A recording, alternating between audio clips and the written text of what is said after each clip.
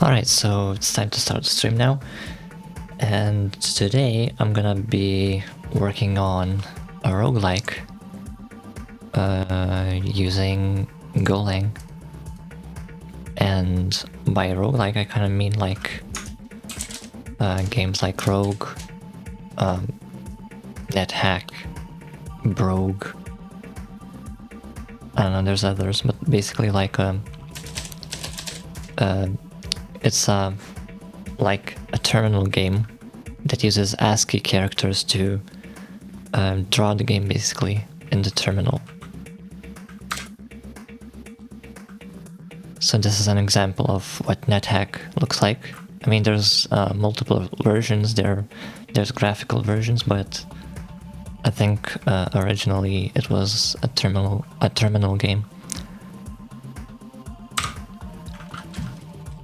And this is okay. I don't care. This is basically what it looks like. This is NetHack. So this is kind of what I'm looking to recreate. I mean, I don't necessarily want to copy NetHack. I might do something different. For example, I might not generate square rooms like in here.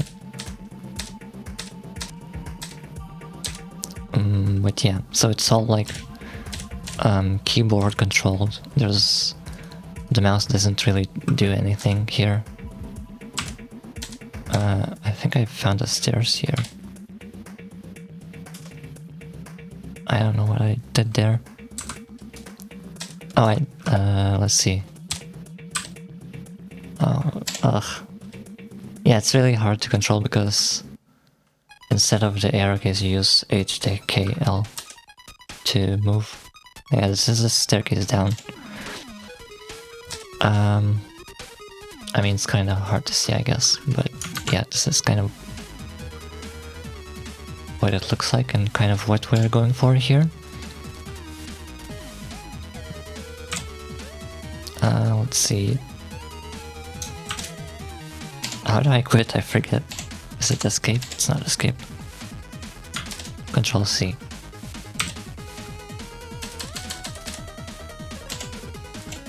Alright. So let's get started.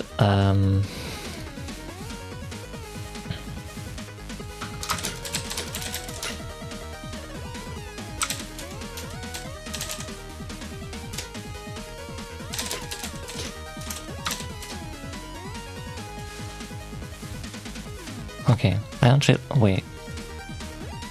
Okay, I guess this is fine.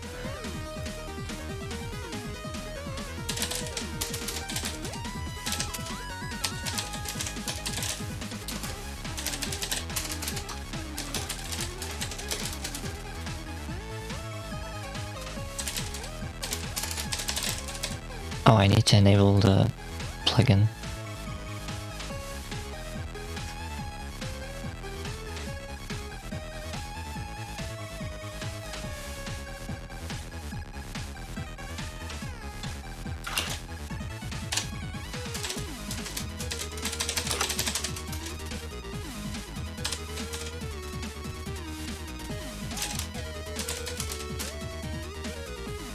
Okay, so we have our Hello World project, but we also want to use a library for this, I think. I found one called Termbox. And so this is what we're gonna use. I haven't really tried it much, but it seems like it has everything we need here, so we're just gonna try it.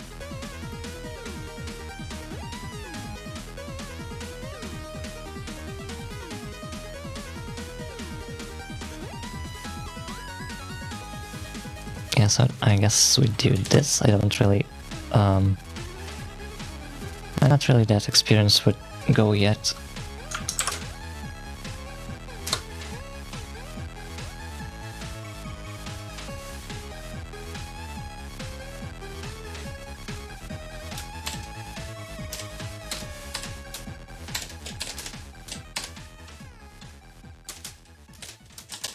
Can I do this?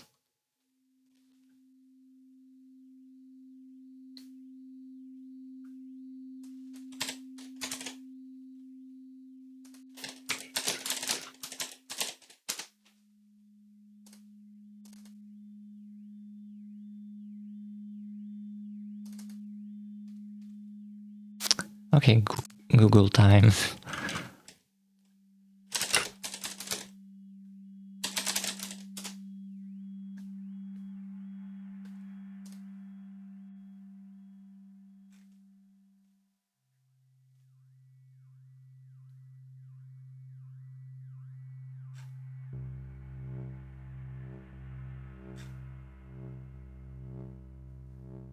I guess you do this.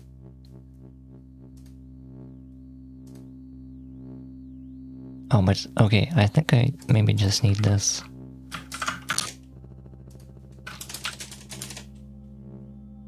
No?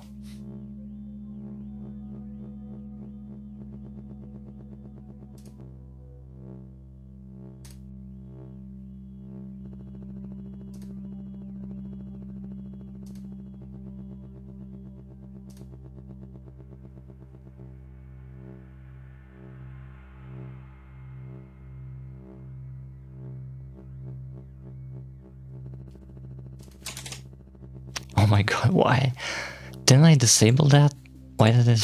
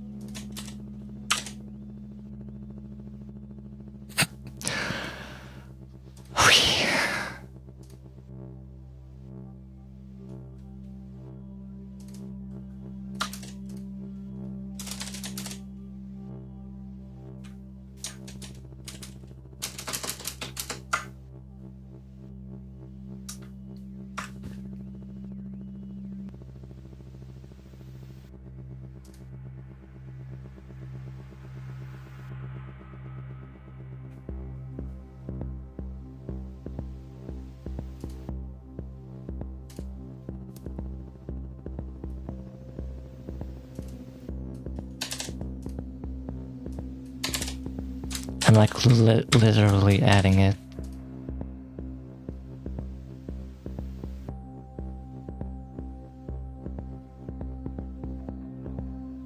Oh, because it's not you. Oh my god. Okay.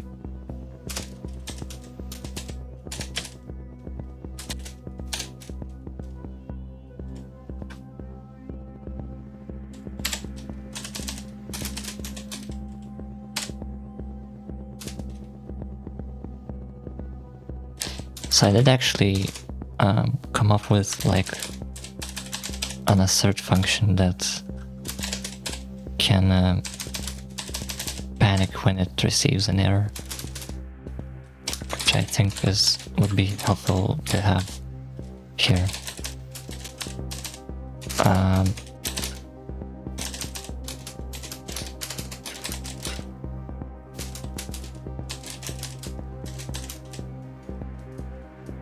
And I also have a 2-parameter version that uses a macro.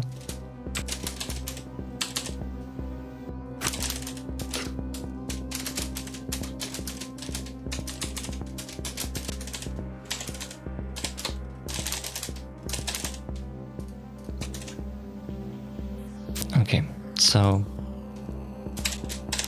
we should just be able to say here,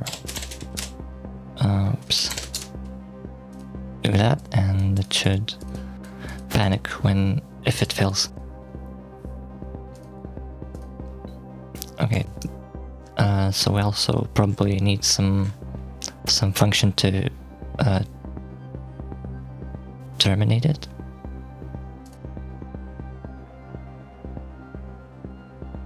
Okay,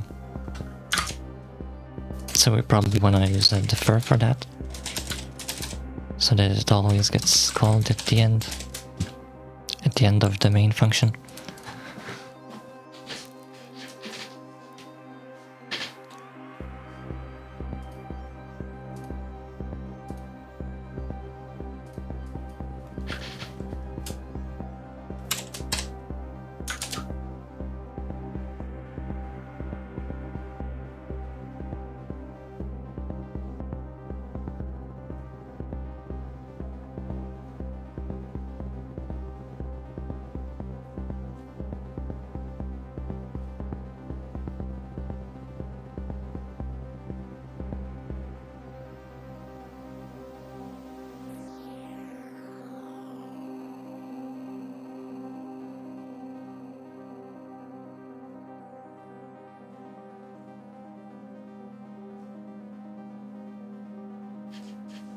I'm not really sure how I would pause it. Maybe I can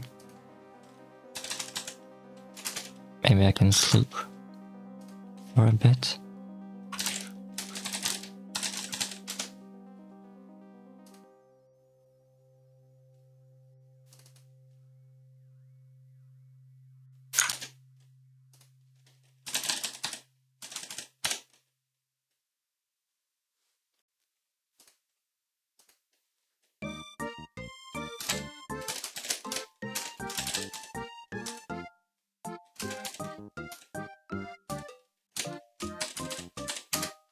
Okay, we'll say we'll sleep for a minute here, just to see if everything is working correctly. I think it's working.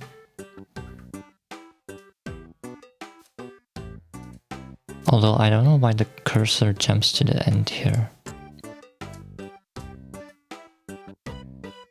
That's a bit strange. Oh, I can't terminate it.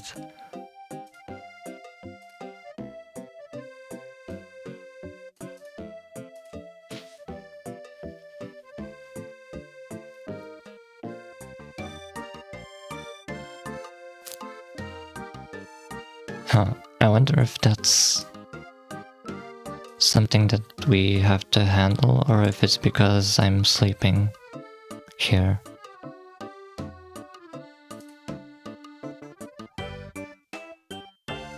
Anyway, we can try and draw something.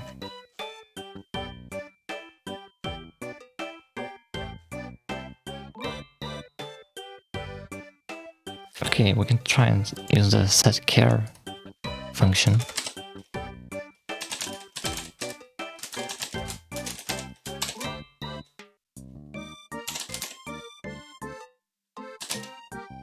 I'm not sure if it's zero based, probably is.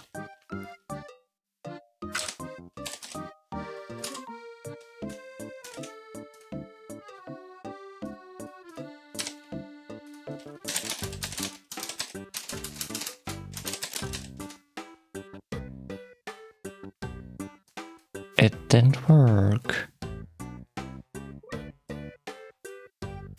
Maybe it's because I need to then flash it.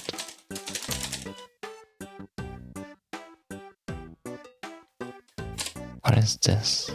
Oh.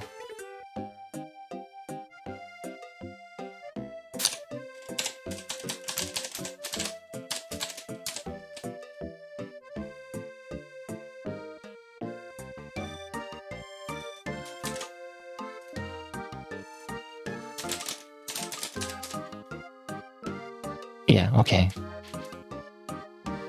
So there we have our A character. Let's try to draw it 0, 0.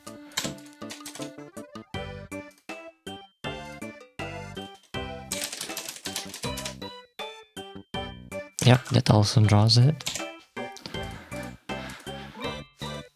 Cool. We do have to think a bit about what happens when we resize the terminal. And I think I'm just going to have a fixed size for the game, and you just have to resize your terminal to be large enough to show the whole game. It probably shouldn't react to resizing changes. I do want to see what happens when, let's say this is XS20, let's say.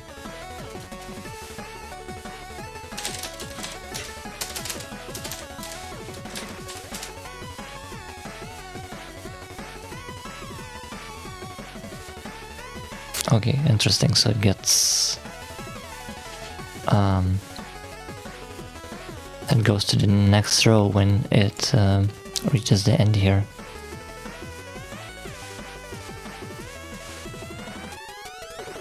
So I suppose what we need to do is, on resize, we need to redraw the whole screen basically. Okay.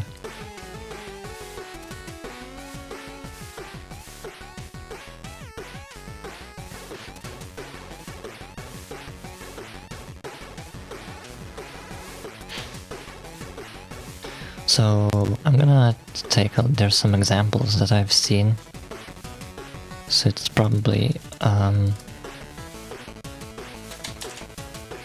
best that we take a look at those to see how it's supposed to be used.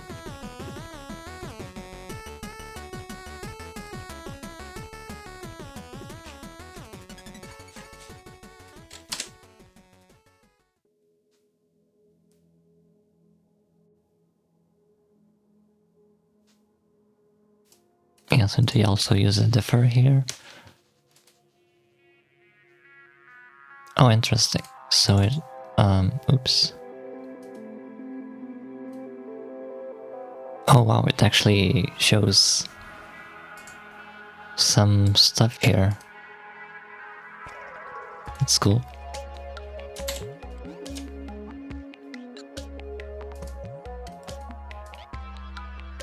Okay, set input mode, that might be important.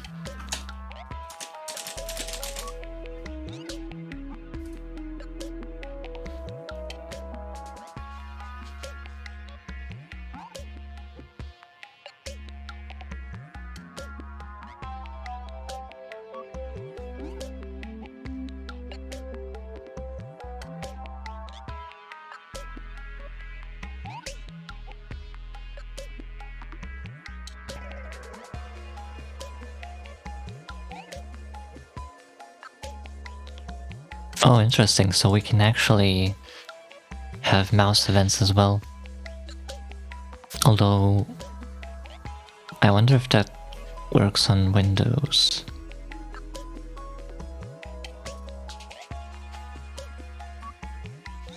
I feel like it might not, but it doesn't say anything about that.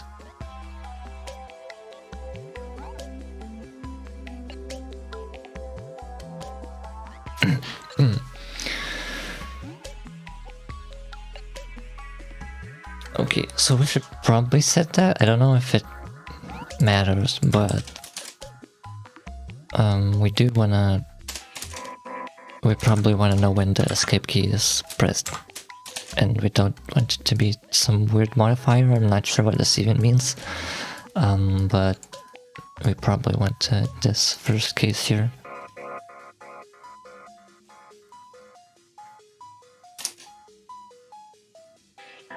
So we're gonna do that. And we don't need the mouse right now, so we're just gonna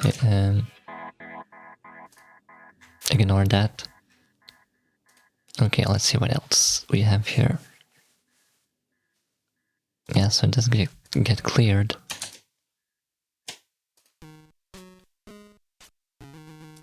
Oh, we actually don't call clear here. For some reason I thought I did, but okay.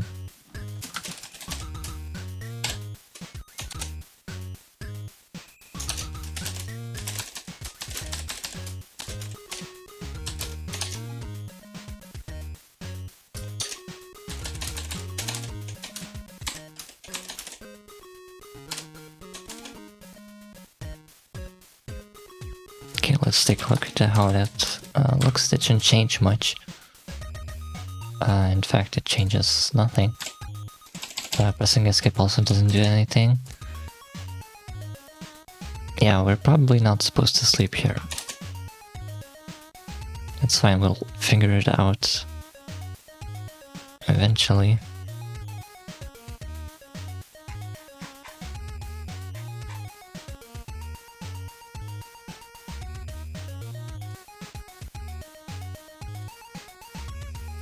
Oh god, why does it take so long? Why doesn't it just jump there? Okay, that's fine.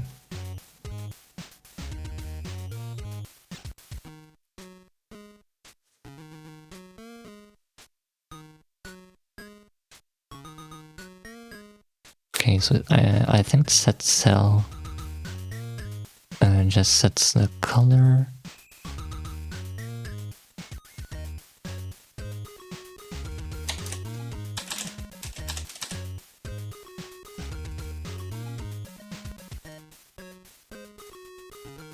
Okay, it also takes a character. So I guess these are characters here.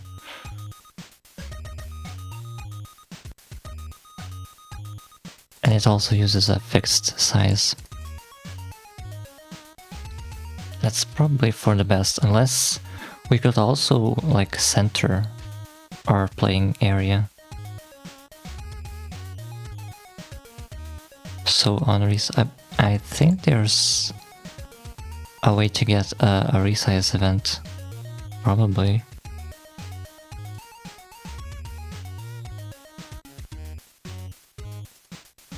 Yeah, anyway, let's not focus on that now.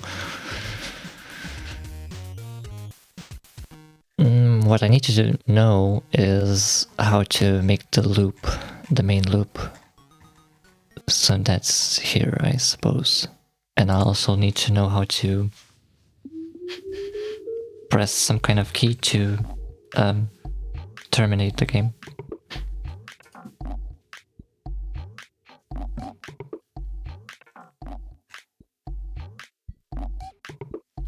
So it looks like we just do an infinite loop and then we get an event from the poll function. So we can just comment that out.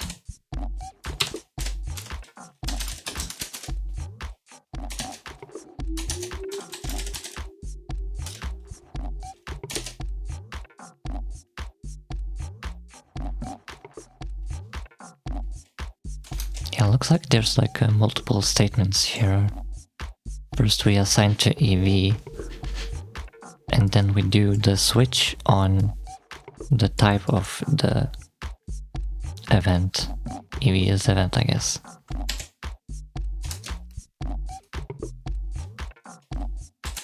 So let's call it that. I don't get why you have to shorten it.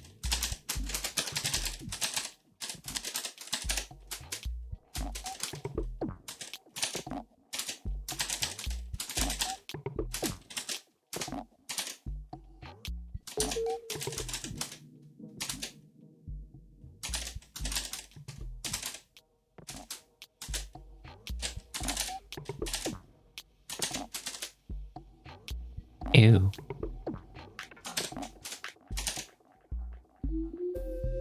What? Why? Okay, fine.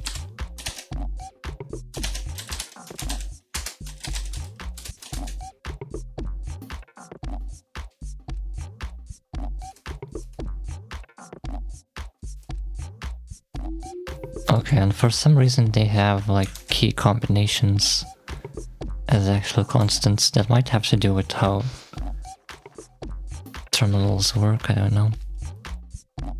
Although it doesn't seem very... okay, whatever, it's fine. So I think we wanna check if it's Control-C so that we kind of emulate an interrupt.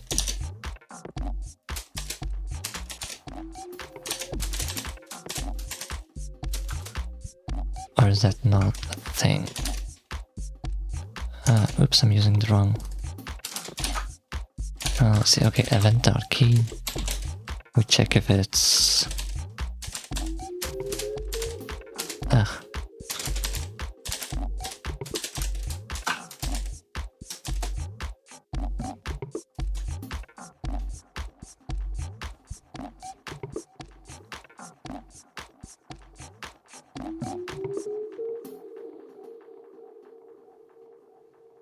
Yeah, so it's actually just a code that you receive. Interesting.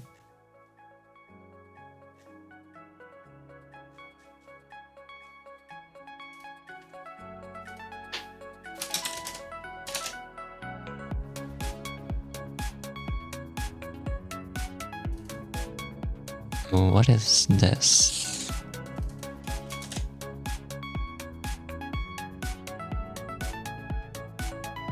Oh, it's just, okay, it's Control X.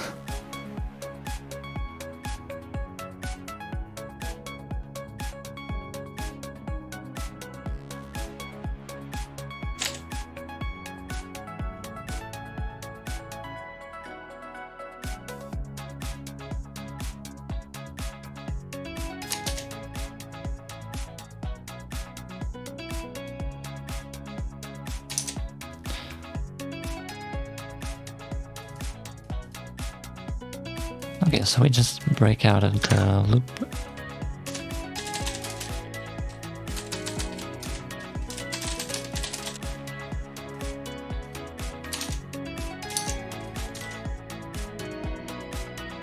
What did it just do? Oh, it moved the label. Sure.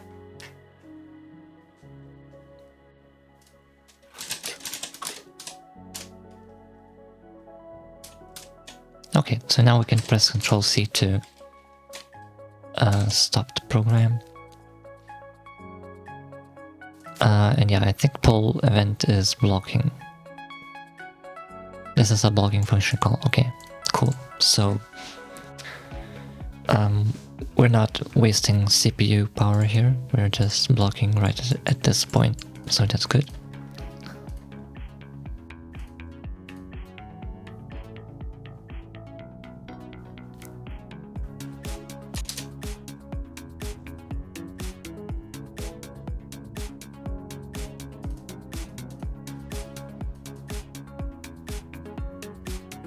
It's interesting. We should probably include this part here.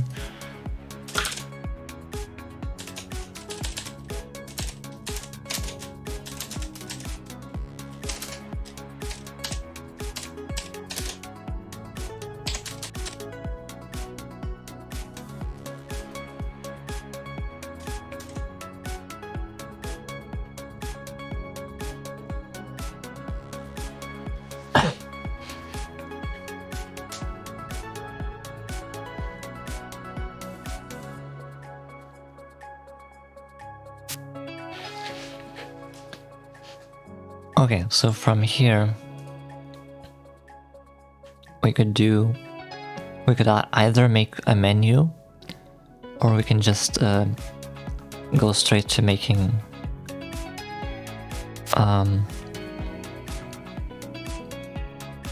the actual game, like having a character that moves around.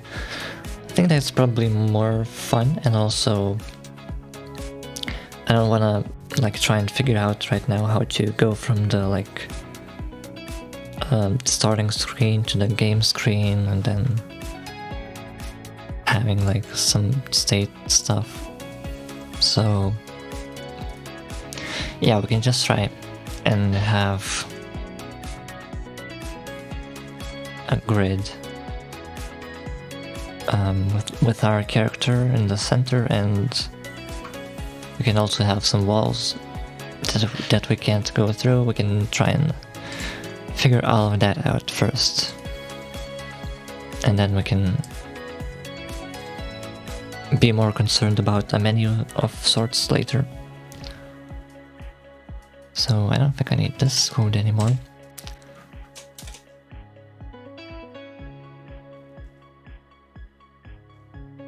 Okay, so first we need a grid.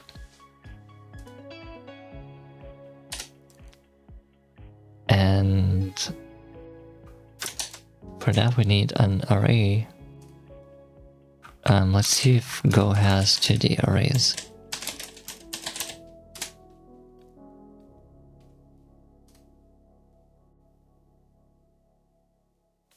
Looks like it does. So what I'm thinking is I can just have a fixed grid, and that's gonna be our level. I don't think we need like a dynamic array to have like infinite size. I don't think that's necessary, so at least not for now. So yeah, we're gonna say grid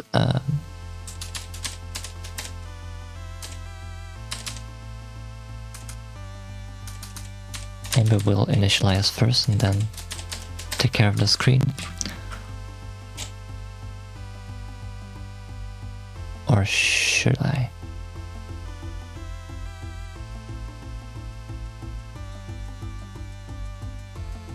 Oh yeah, sure. I'll just initialize here.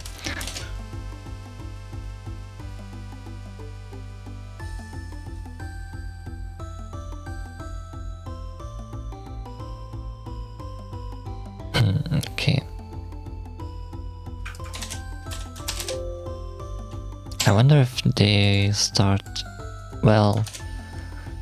What's the array gonna hold? That's the question. I think... For...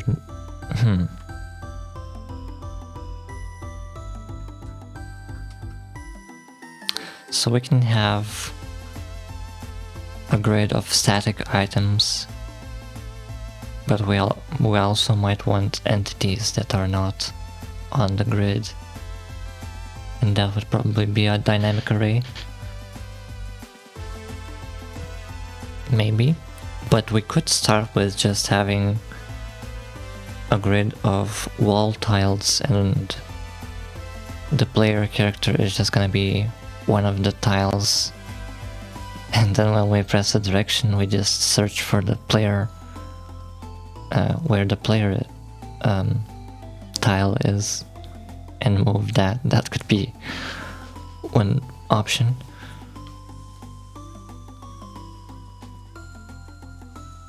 So maybe let's start with the grid, and we can like generate a few walls or something and draw them first. That sounds like a fairly easy task, so I think a grid is probably an enum. I don't think we need a struct for that.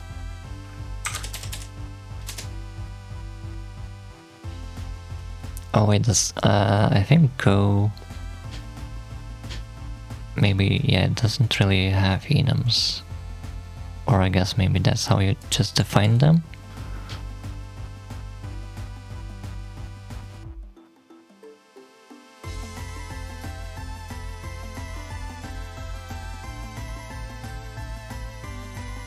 Oh.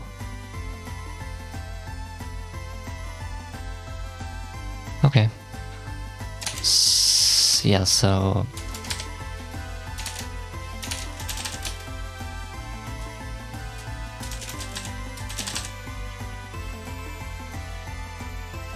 Yeah, we're gonna call it tile type.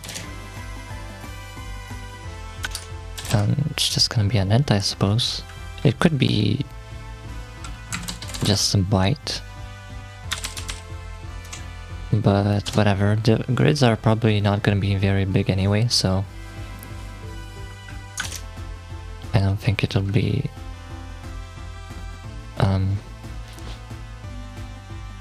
I don't think it'll be necessary to save on those bytes.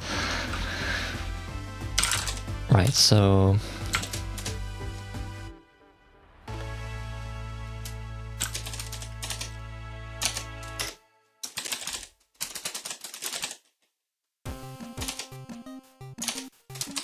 we first want empty, actually.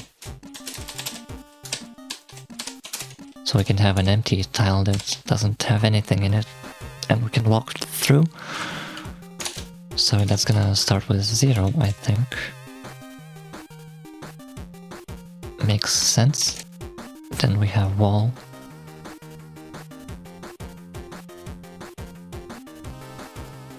Okay, this way we need to define each thing, so it seems like I think we wanna use the iota here. And I suppose it starts with 0, so that's what we would want. And then I guess it automatically gets assigned to these falling values, and it decreases by 1 each time. Right, so let's just make sure that we're correct on that.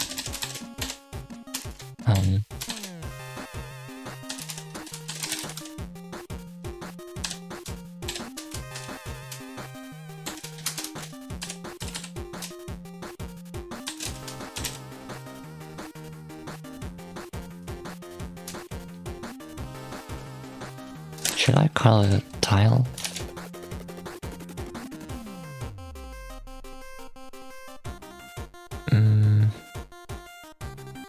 Probably no, I think... Yeah, we're already making it a tile type. So So it's probably unnecessary to call it an empty tile and so on. But we can say empty tile here. Just want to make sure that my assumptions are correct here, so I'll just print those out.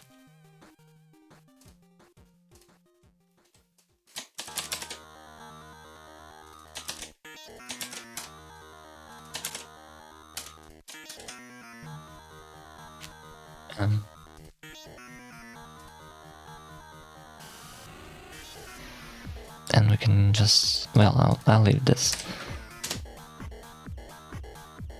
Oh, it even shows up.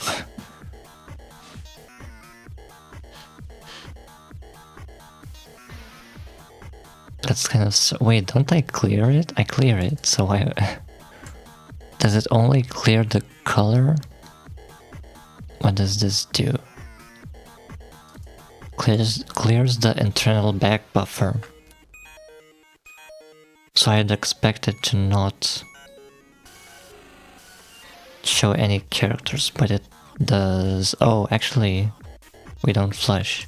Maybe that's the problem. So I guess you always have to call flush. It doesn't do that automatically.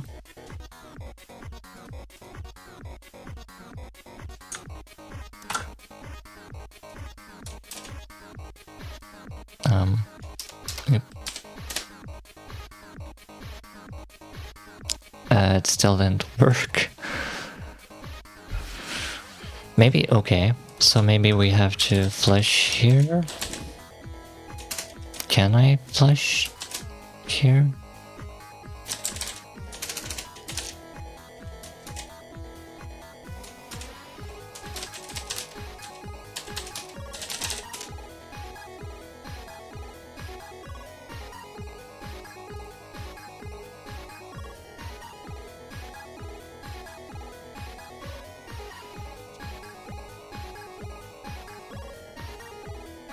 Oh, apparently they're unbuffered. So we should not need to flush.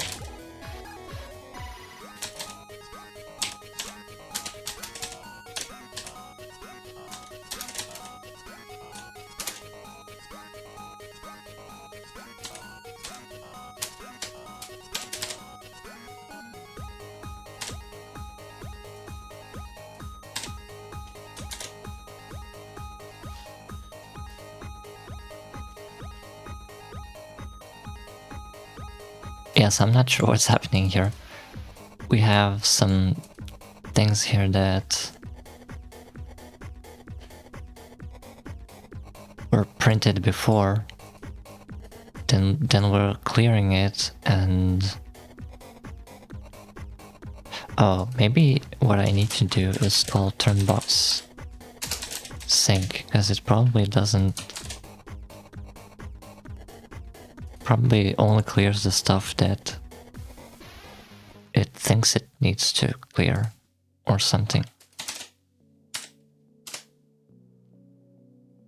No. Also, so that seems to be correct. Empty tile is 0, wall is 1, so that's good. But yeah, it doesn't clear.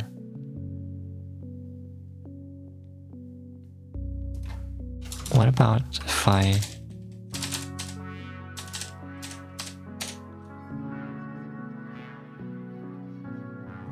don't think that's what I wanted. No.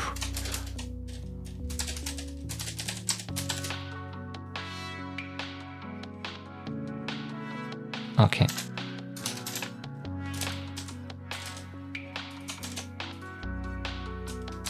So I set one tile to A, so let's see if it clears that.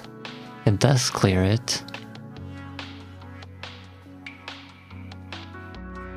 But why?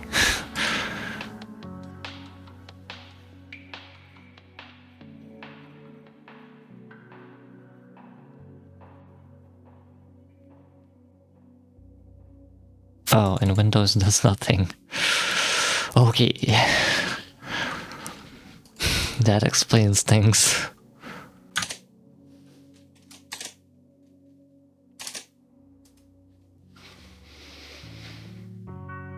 So basically don't print, otherwise it won't work. Can I force the clear to... Wait, it hasn't. Okay, what if I... Maybe there's an error.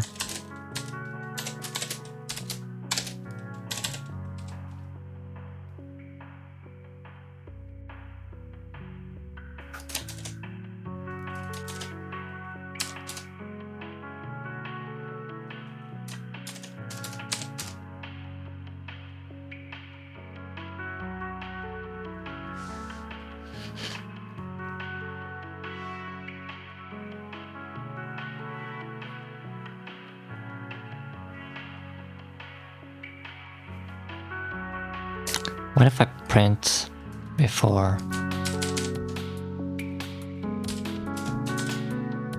Can it figure that out? Okay, it clears then. So yeah, basically I need sync, but sync doesn't work on Windows.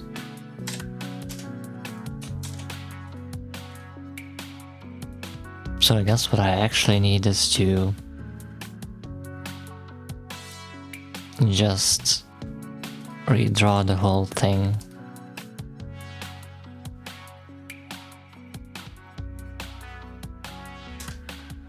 Maybe.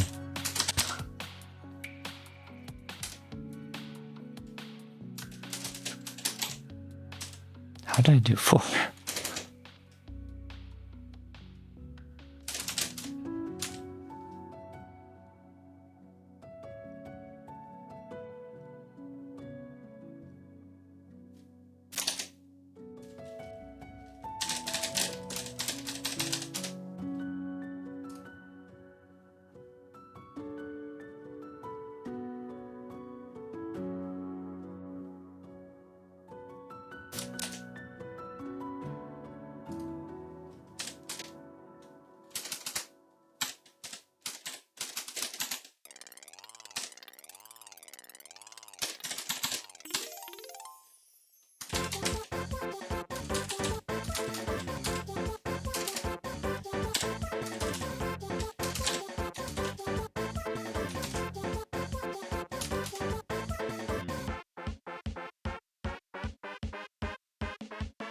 What? It doesn't even do that. Does it run it?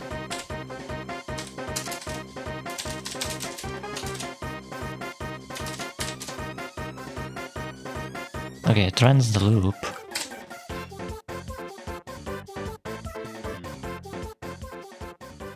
But it doesn't work. What if I don't think I go. I don't think I have go here.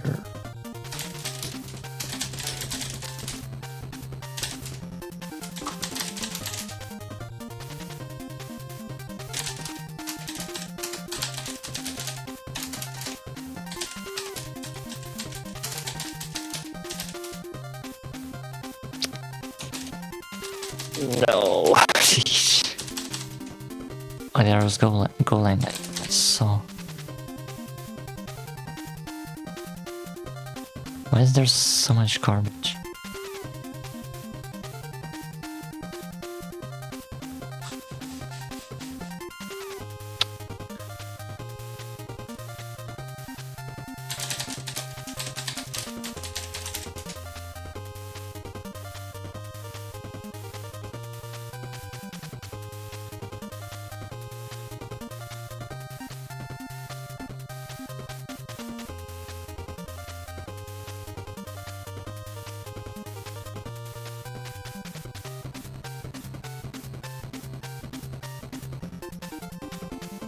What? Where's the... Oh, I need to down... What?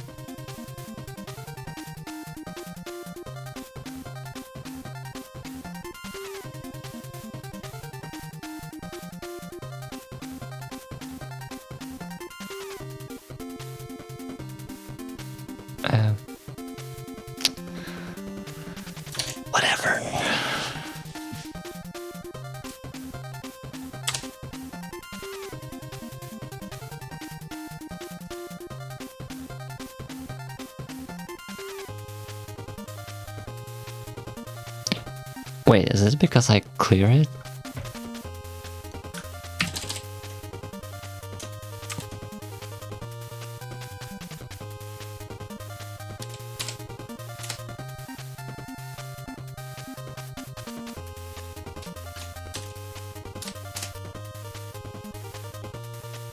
What?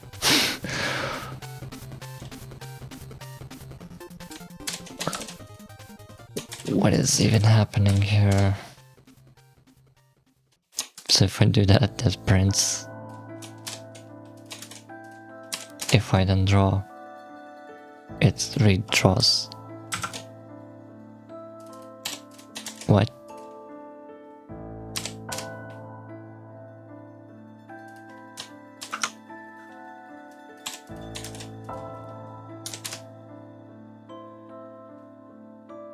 Okay, so it replaces the line. Oh my god.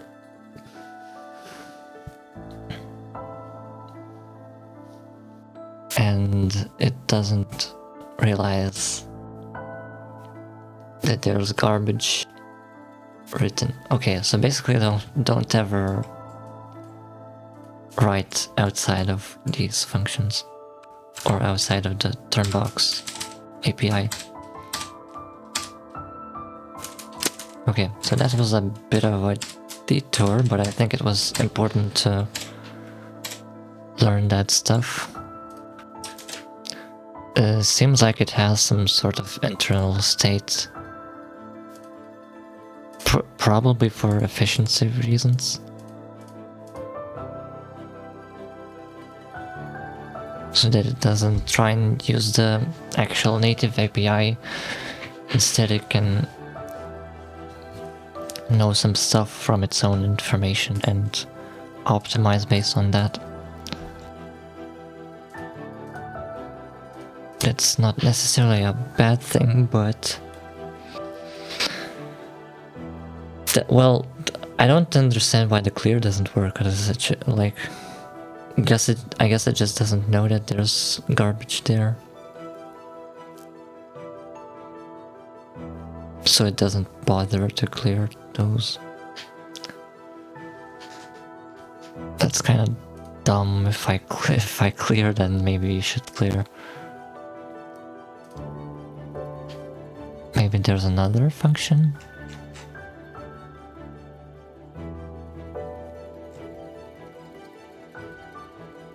I mean, I guess I could just like use the set cell functions and just set things manually. I should also hide the cursor, because right now we can see the cursor in the bottom right corner right here.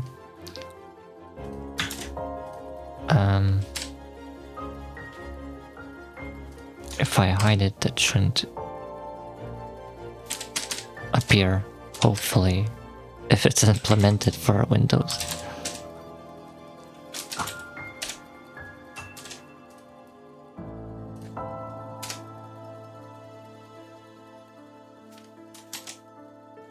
Well, it's still appearing.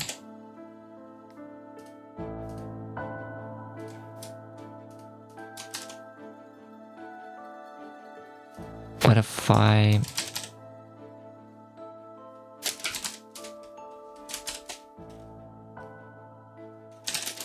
go from here? Oh yeah, so there's no cursor in the actual terminal. I guess it's just Visual Studio Code showing that cursor. It doesn't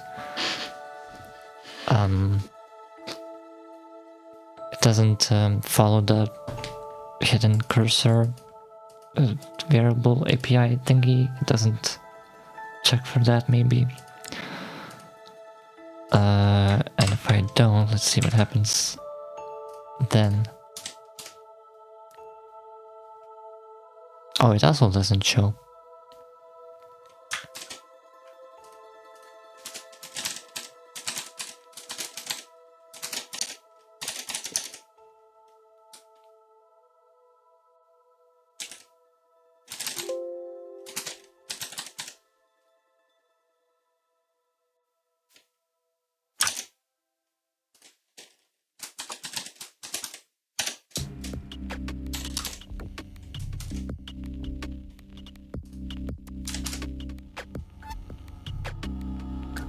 Okay, so yeah, it seems like by default it doesn't show the cursor.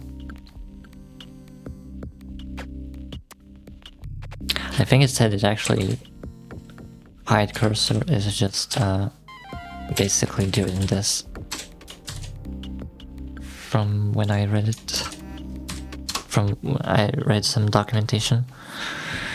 Well, I guess we wouldn't know until we set the cursor to a visible position.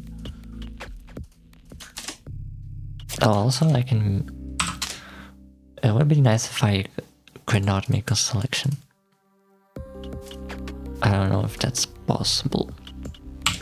So it seems to be hidden by default, so I don't think we need to worry about that unless it's different on Linux.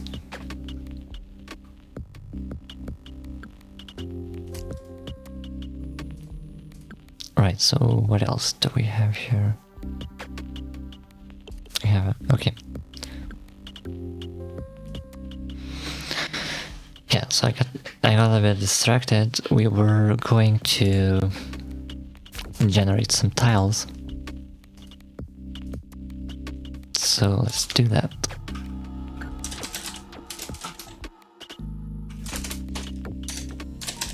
Do I just...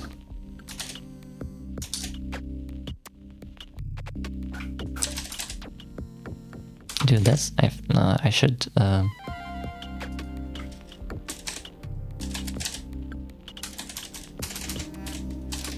look that up.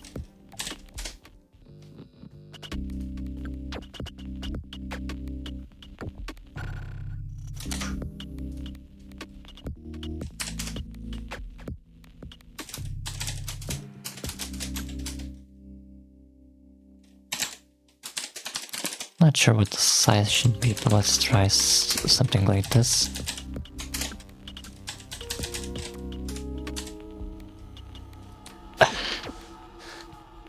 I also think in NetHack the camera is fixed, but we could have actually a camera that follows the player. That way the like playable window can be fairly small, but the levels can be bigger.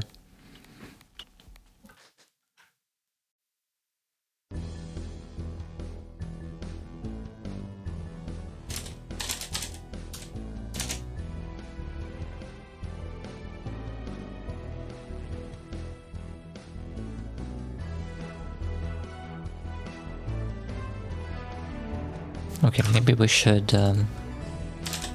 do height first. Whatever, it doesn't matter.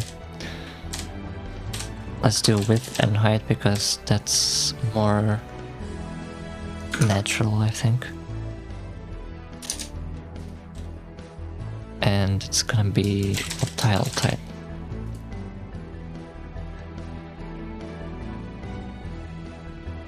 Width. Can I not use a dynamic size?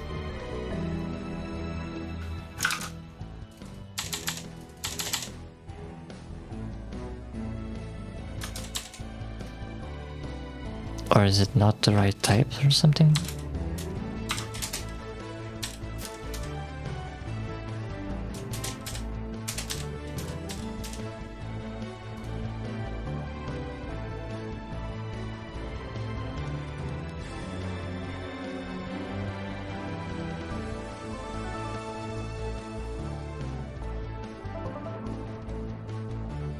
How do I set the type?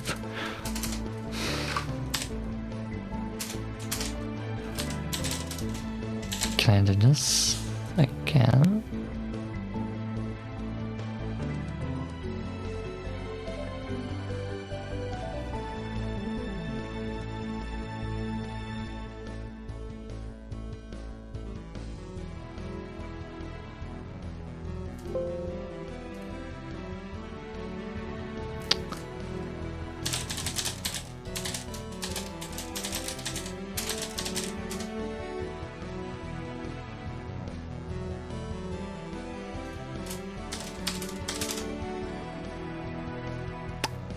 Not bound.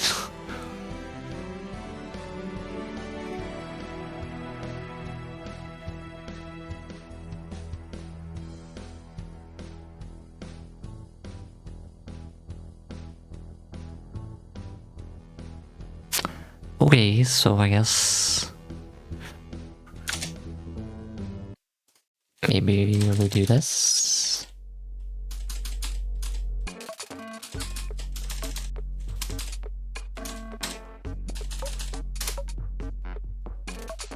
Okay, so if we just say it's a constant, then it's fine. So we can just do that. That's okay.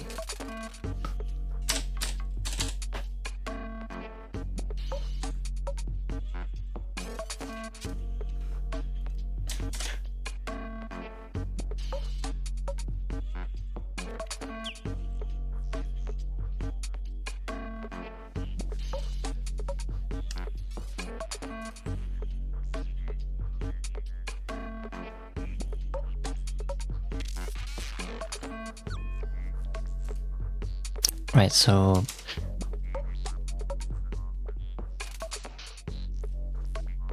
maybe let's push this up here so that I could print stuff.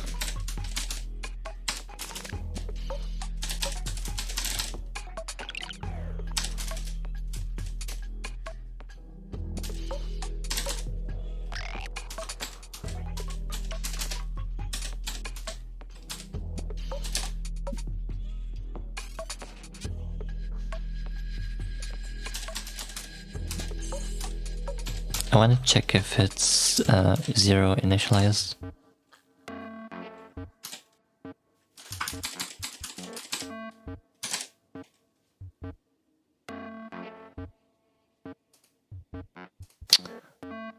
Well,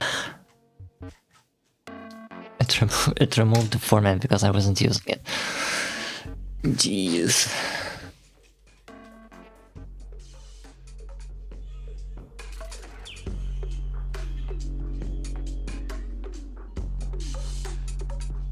Okay, oh right, I need to say that and assert. Oh, that's not correct.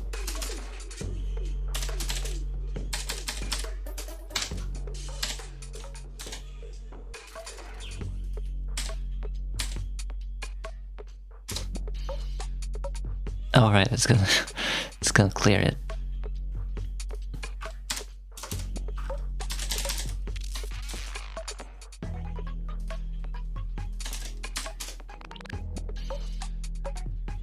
Okay, so it seems to be 0 initialized, which is good. That means that we have a grid of empty tiles by default, so that's good.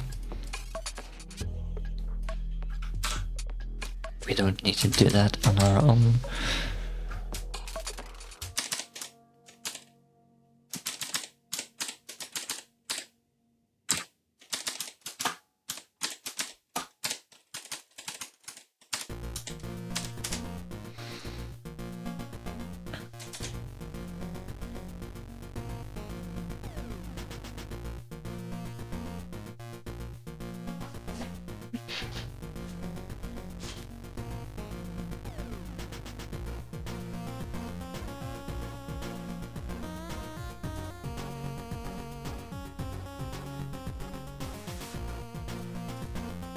Alright, so next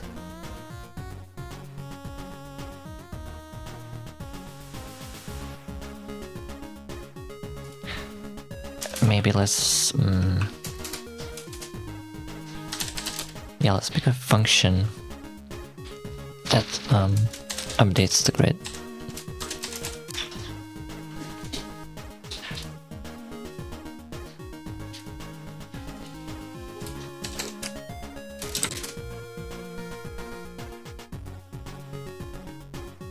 We probably want this outside.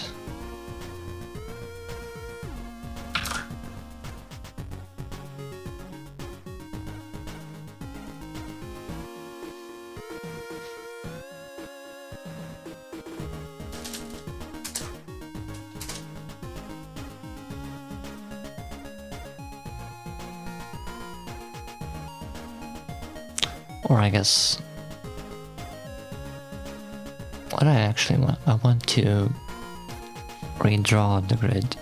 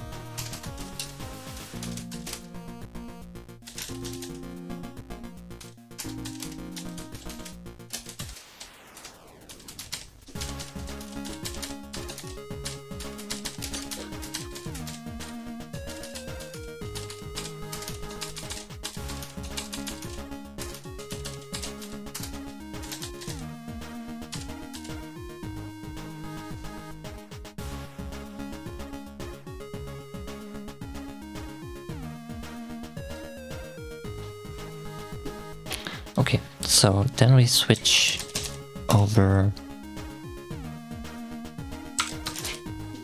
the type of tile.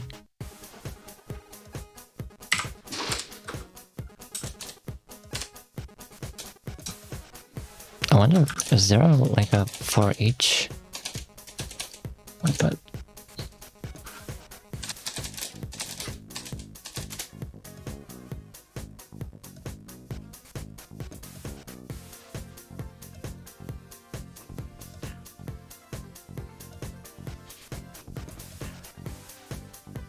that's for slices,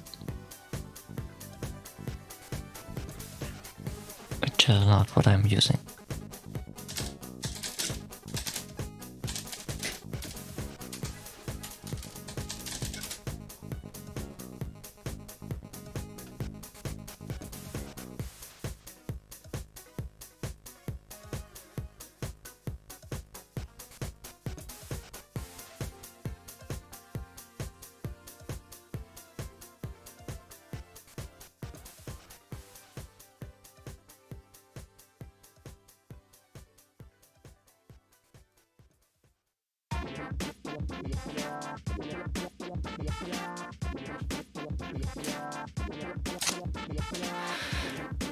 Whatever.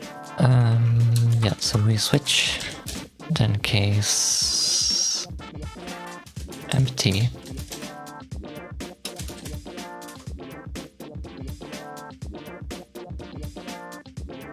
Oh, you don't do that. Okay.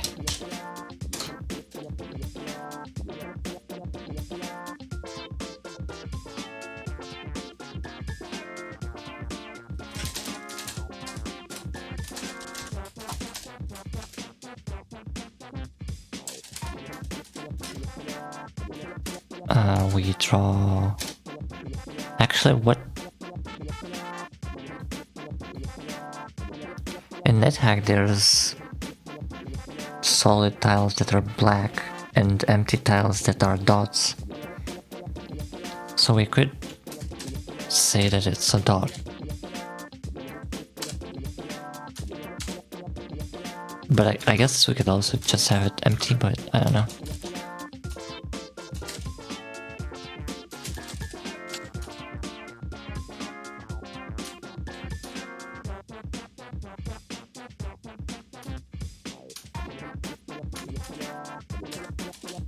And the wall. What does the wall look like in NetHack?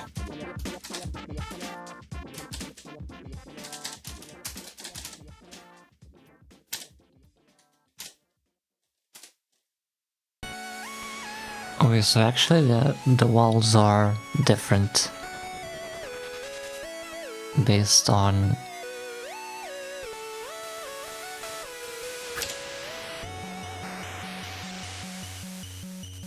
if they're vertical or horizontal.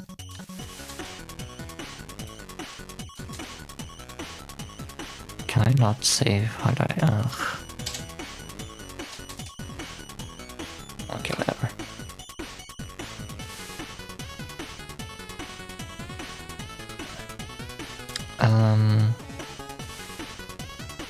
We could do this.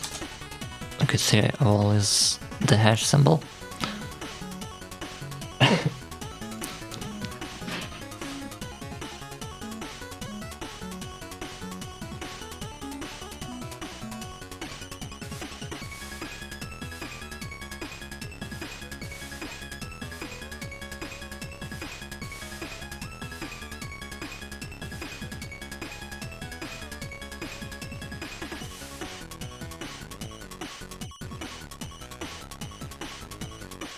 Yeah, so, okay.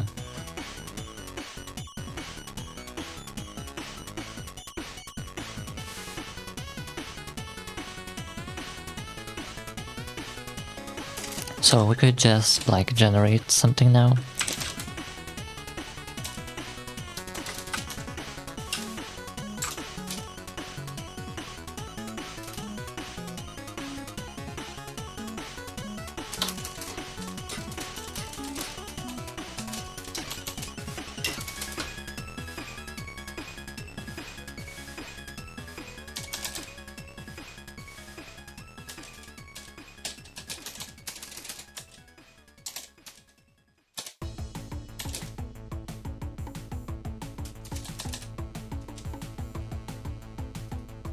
I mean, we could say like vertical wall and horizontal wall. That's something we could do. But for now, this is fine. Also, like I think I mentioned, I don't necessarily want square rooms for the level generation, so that might be different.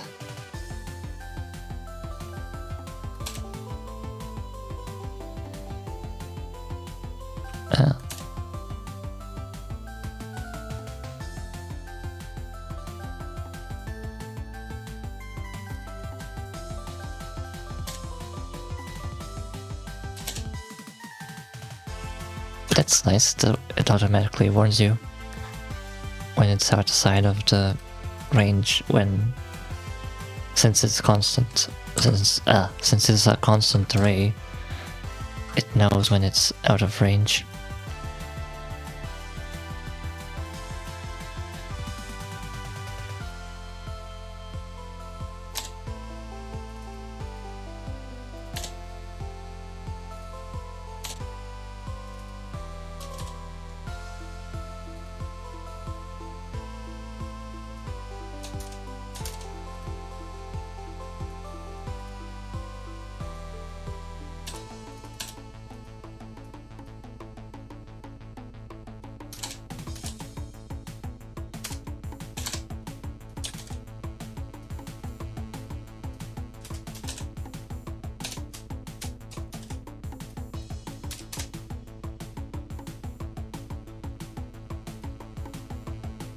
It didn't work. Cool. Why?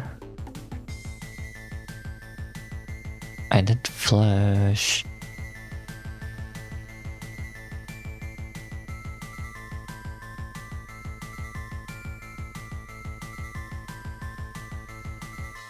What if I do something like this? Will it... No, it won't. Cool.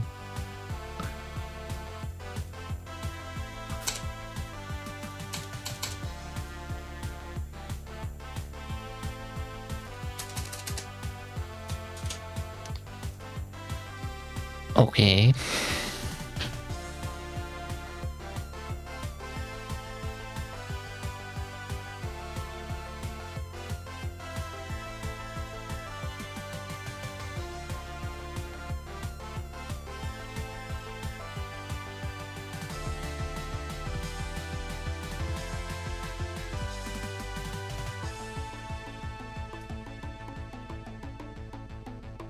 Why is it still empty?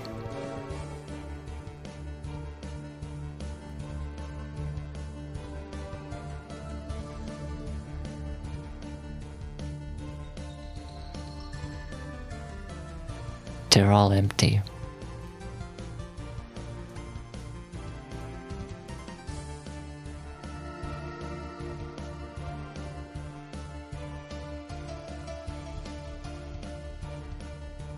Why are they all empty? No, this is a 1, so this should be fine.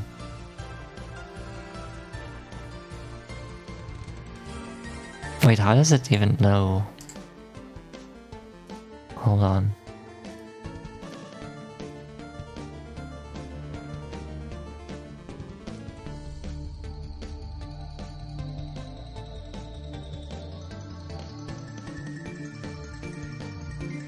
Wow, it actually knows that it's called empty. So it actually kind of is an enum, but it's written differently, I suppose.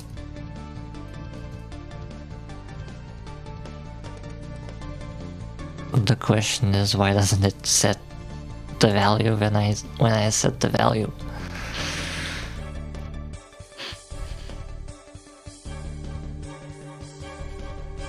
It should be because I said it again, is it? Because I reuse I, but those are two different scopes. One would think.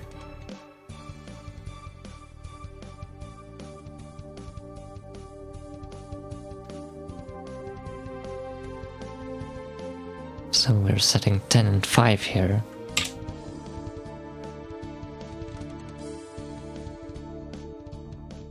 Oh, it is set. What?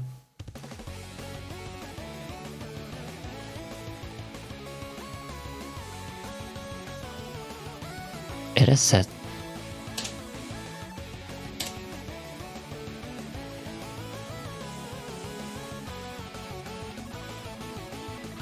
Oh, it is set. Okay.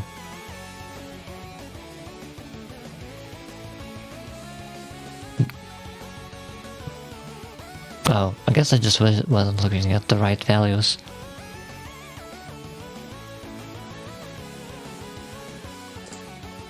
Okay, so then why doesn't it redraw the things?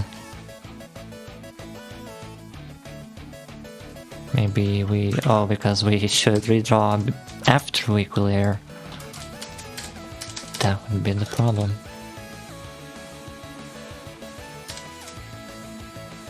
Alright, cool. We have a rectangle.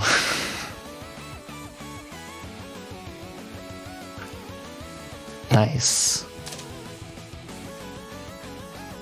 Maybe let's make it like 50.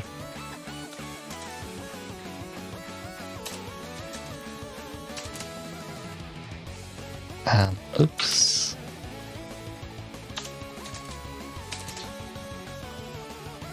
Why is it so laggy? Okay.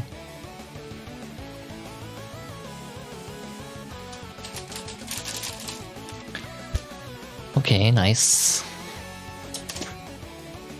Now we just need a player. So we could actually... I could try and have some sort of dynamic array of entities. I think I should... It shouldn't be too hard. All I have to do is... when I redraw the grid, then I just draw the entities on top of that later. The hard part is to figure out how dynamic arrays work in Golang. I guess it could also be a non-dynamic one for now, because we only have one entity.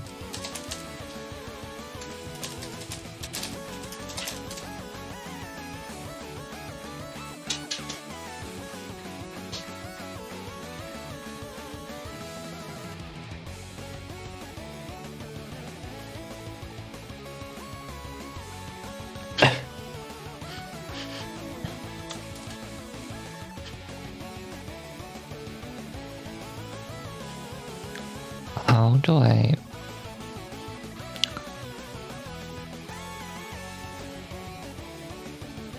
I need to actually... entities are gonna be like... each entity is gonna be different in its behavior and look.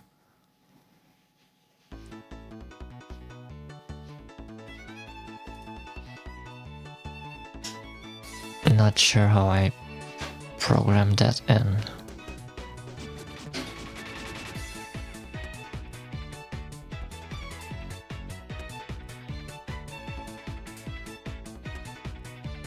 Cause like I don't think it has polymorphism.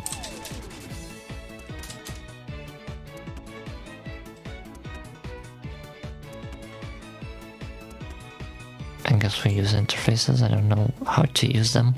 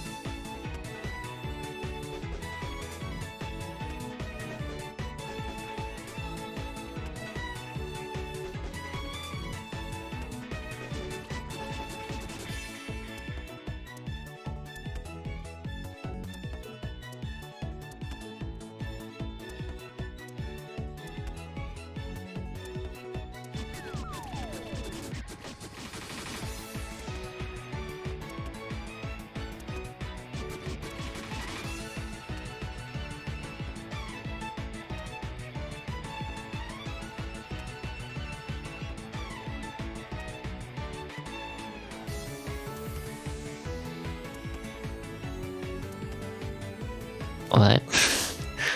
What is this?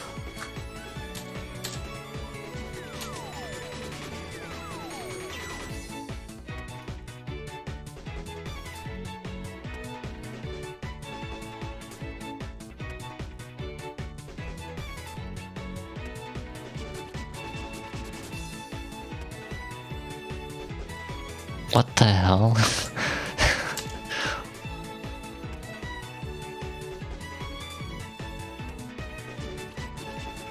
So I guess that's how you define. I get details. What? Why does that one have parentheses but that one doesn't?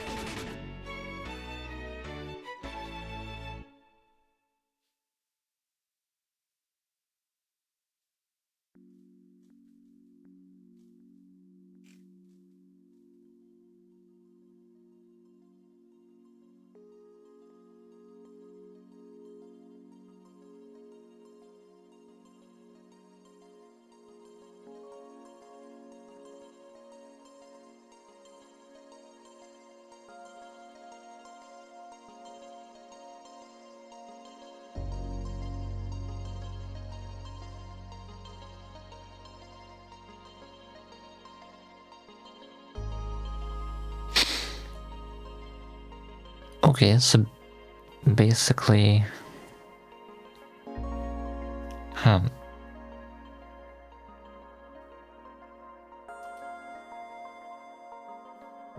so we have, I guess, an entity interface, but then we also have a struct. What is the struct called? Because it needs to store its position. It needs to store the character. That's like the symbol that's drawn as well. I guess that could be a function in the interface, but also that also doesn't make sense. Well, actually, I get. Can I define a constant in the struct?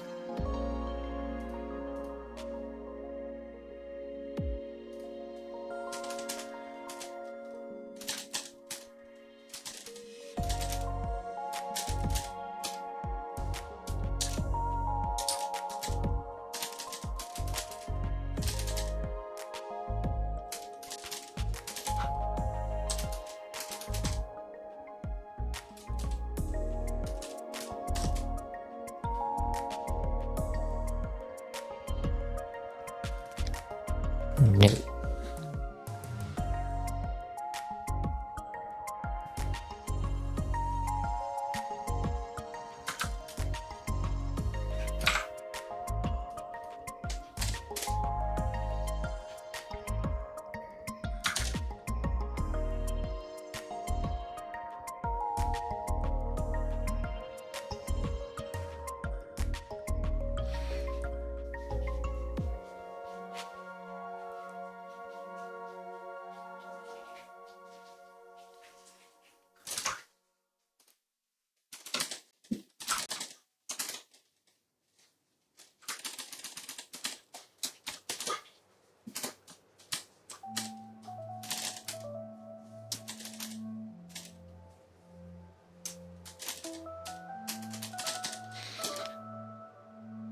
Okay, so we can have an entity symbol.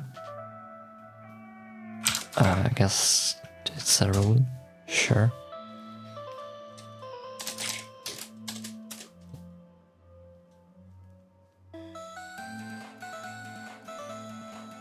But okay.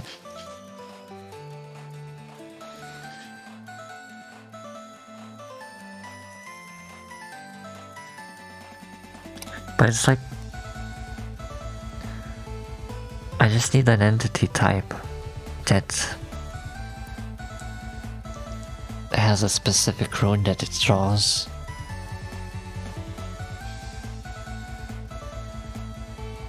Always, like that type always draws that rune.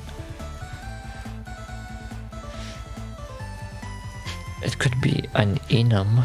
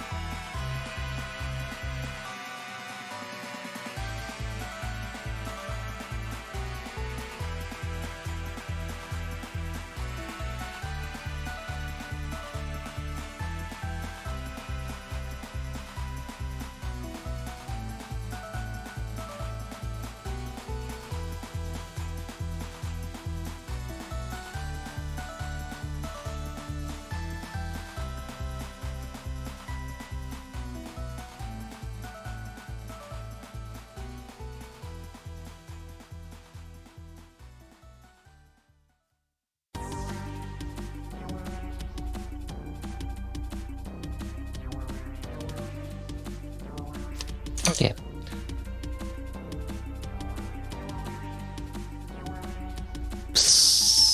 I guess we just don't do that. We can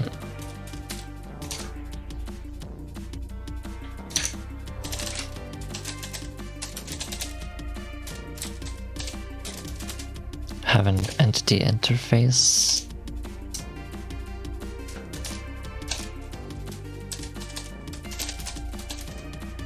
Guess we'll call it dot rune instead of get symbol.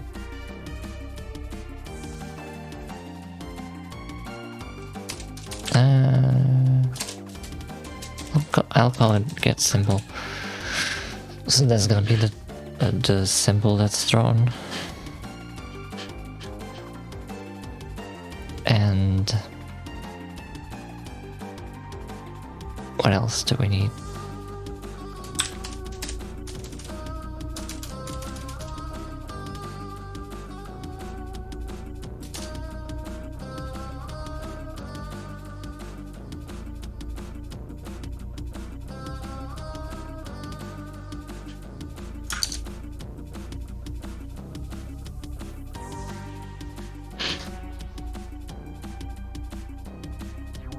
This is really confusing.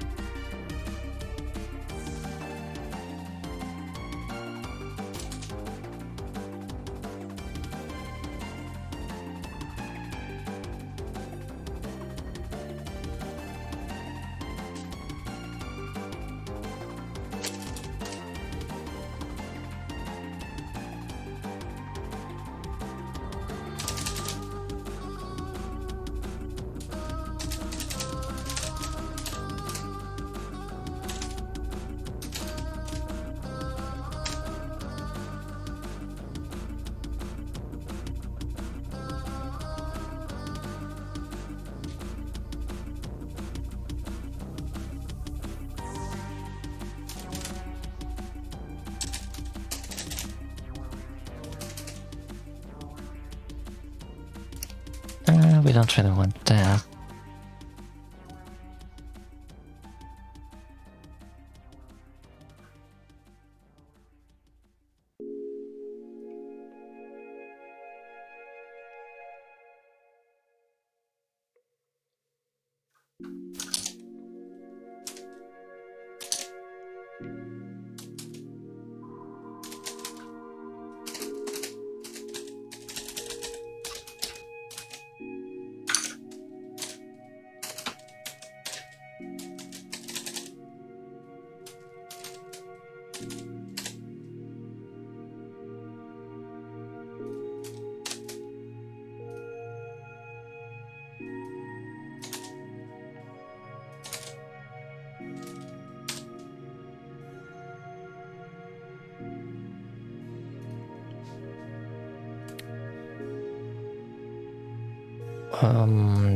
This kind of needs to be top level, though.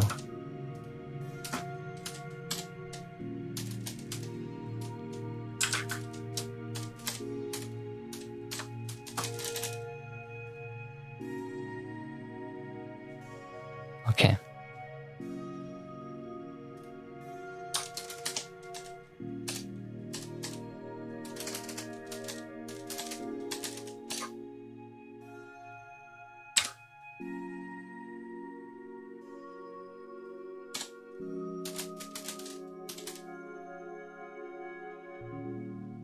Okay, that seems to work.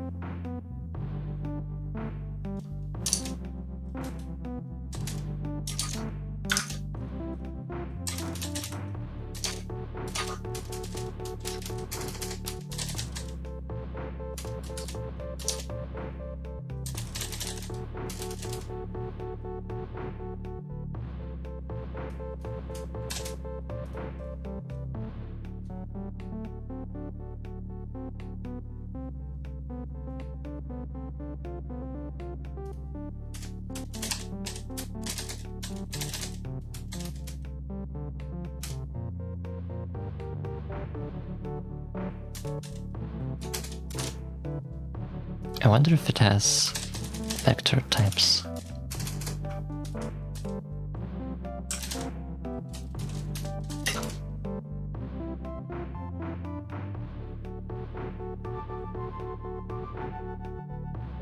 Probably it's not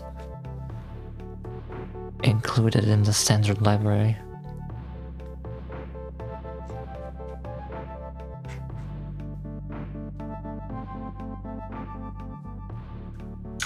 Okay, so we'll just return two values.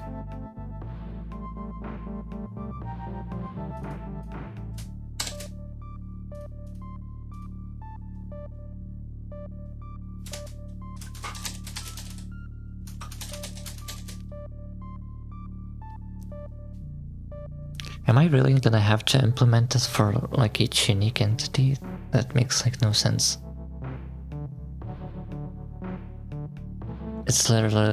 It's literally gonna be like the same function.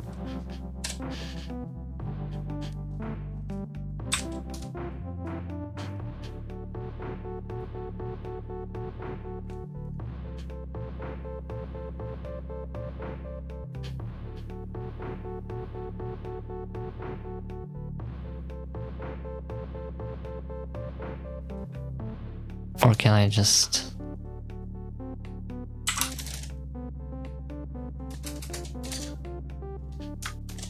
define variables in the interface?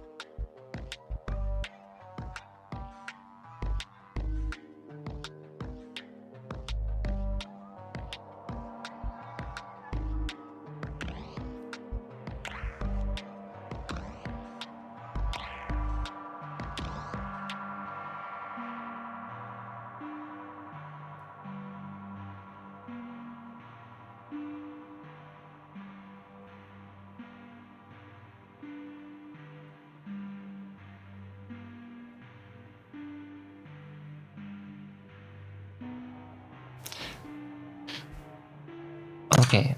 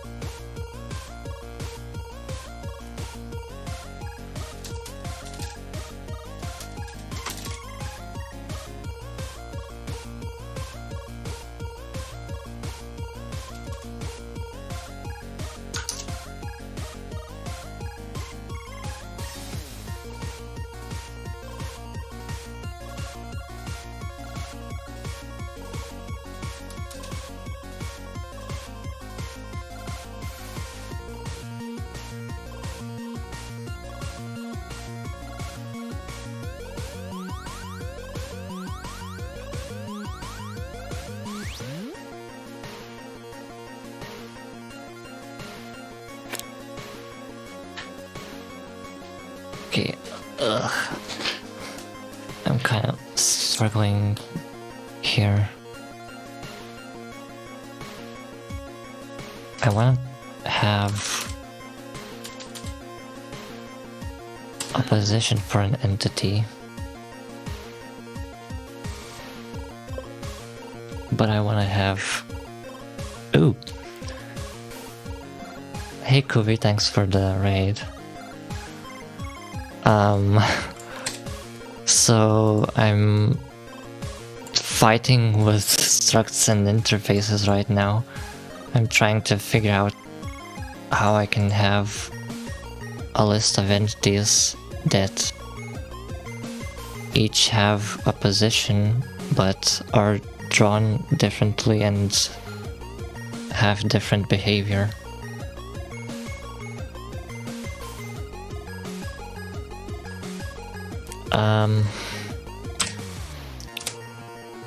So this is what I have oh god.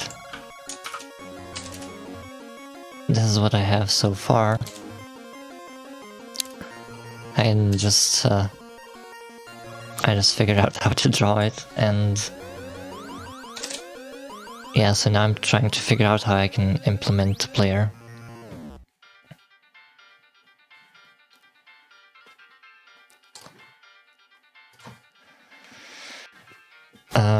Yeah. What did you do on your stream, Kuvi? Did you do some level editing or some work on the editor?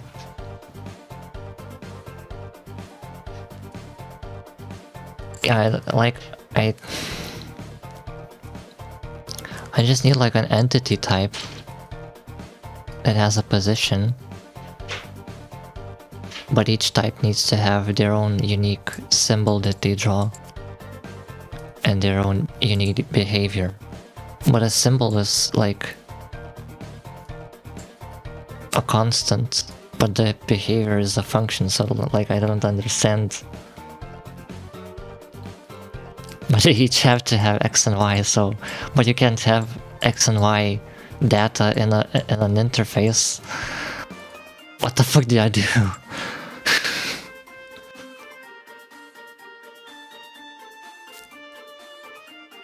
I glued together the beginning of Jam level with the Snow Mountain, added another Omega Bouncy Cave and stuff. Cool.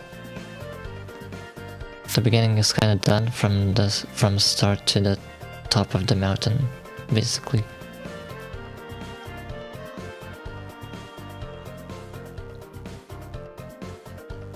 Okay, nice. So you merged those parts together. What are you gonna do next after that?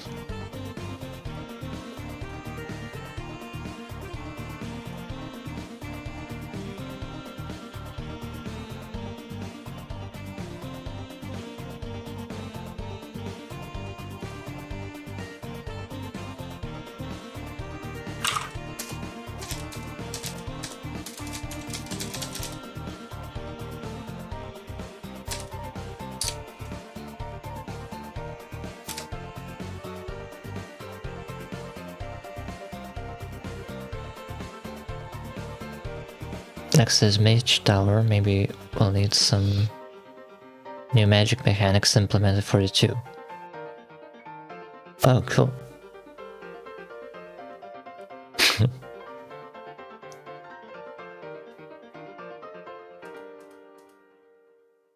Okay, so...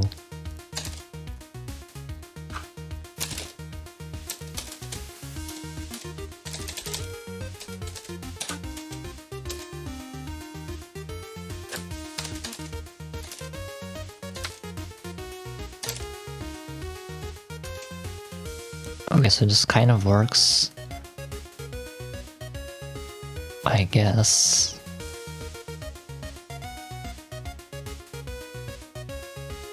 It's just weird that I need to... Like, do I need to... Wait.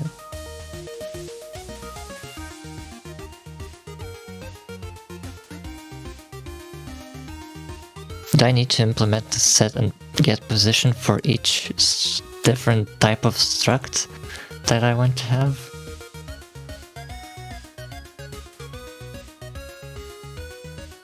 Yes, Celeste music is also Pog. Need to eat and stuff. But I will not go. Okay, I see what you did there, yes. Yeah. Thanks for the raid. And yeah.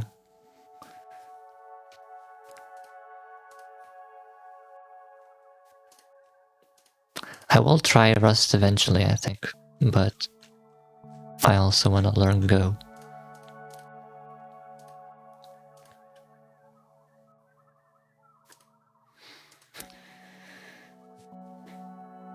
Alright. Oh, and thanks for the follow, Davey. I'm trying to make streaming a regular thing for me. So I'm hoping there will be plenty more development streams, maybe some game dev as well. We'll see. Actually, there's some game jams coming up, so maybe I could stream those. Okay, so this kind of seems to be working.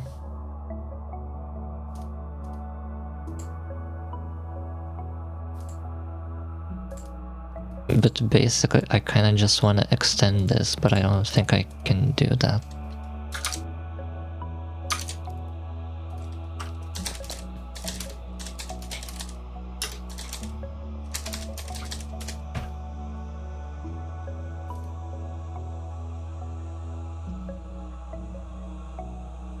Can I do that? Oh. Oh, but wait. Oh, okay. So I can, I guess.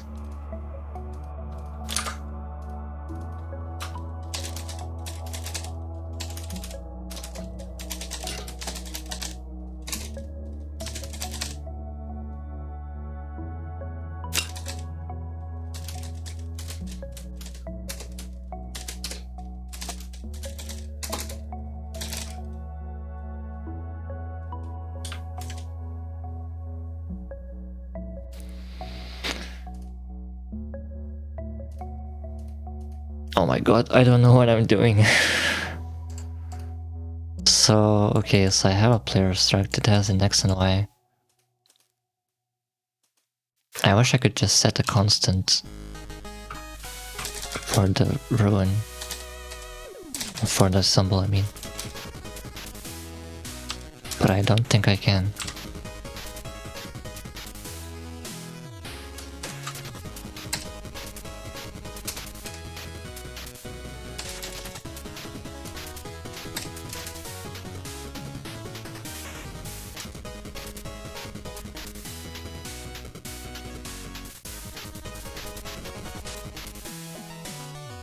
Oh wait, can I just like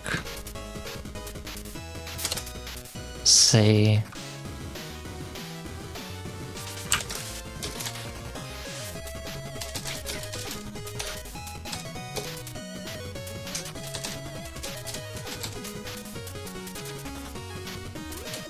this? If I implement the part of the arrays for the position struct,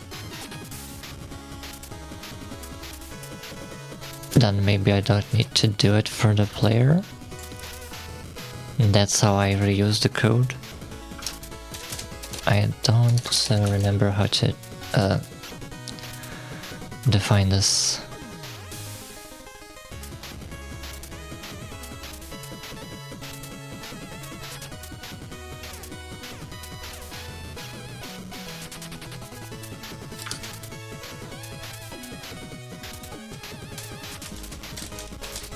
Okay.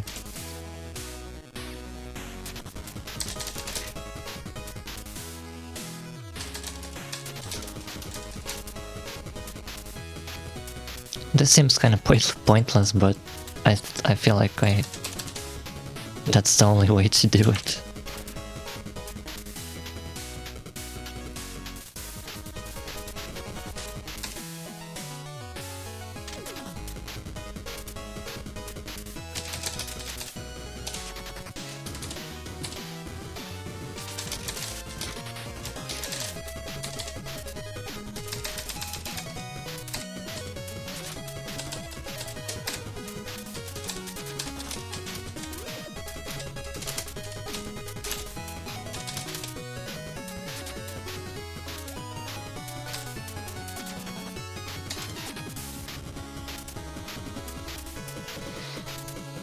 Okay, so that's that.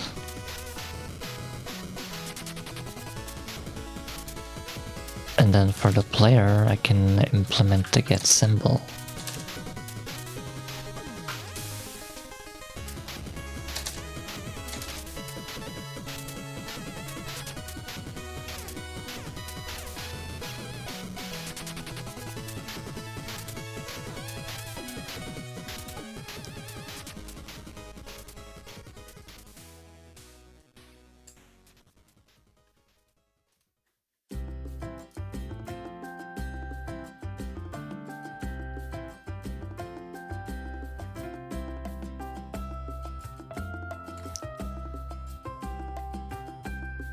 Alright, so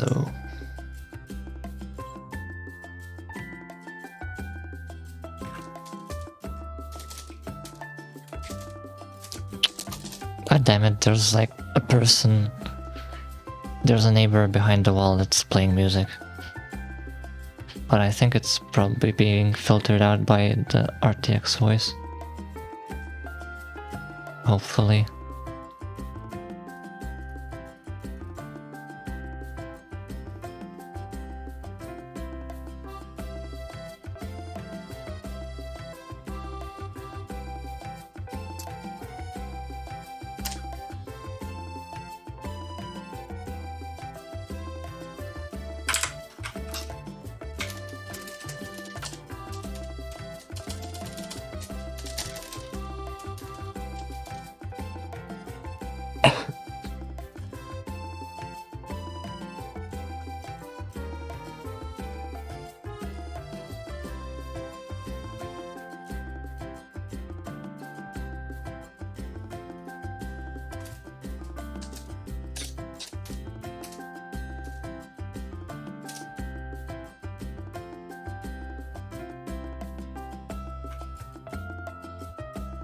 Oh, that's like a snippet, okay.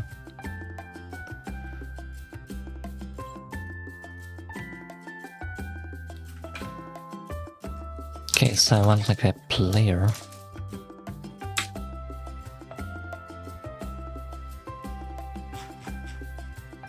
Can I like set X?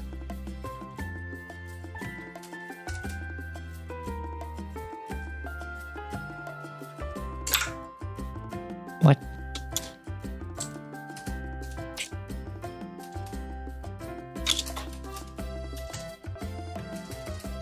I guess not. Okay. Well, I could.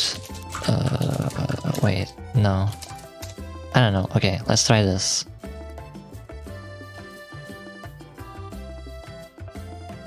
Let's just try this.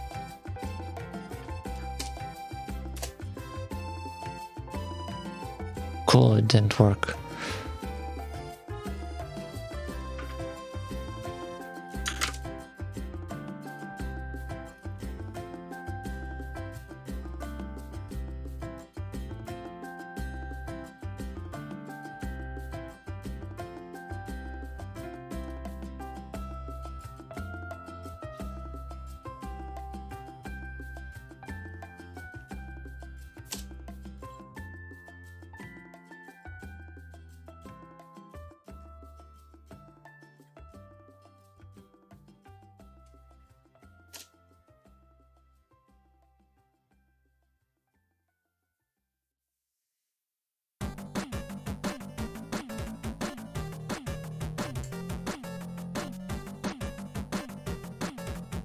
What is 64?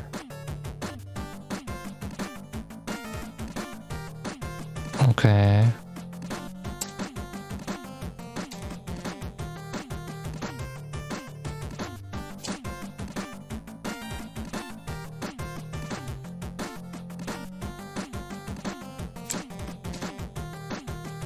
So, what's the problem?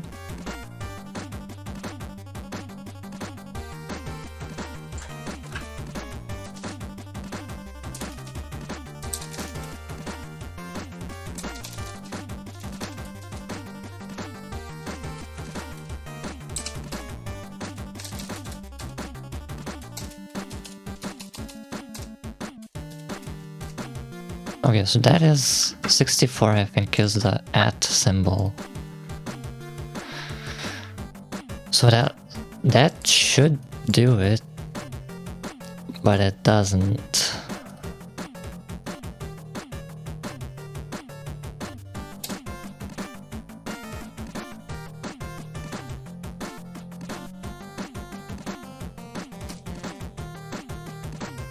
Oh wait, it does. Pog! There's the player. Well, we can't move yet, but we're in the top left corner.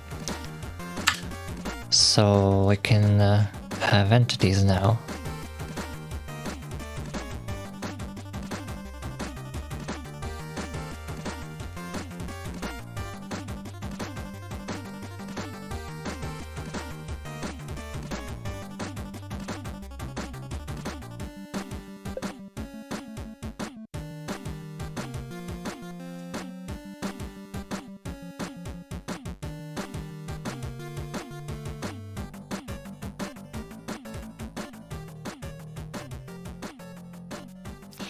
Right, so next we want movement.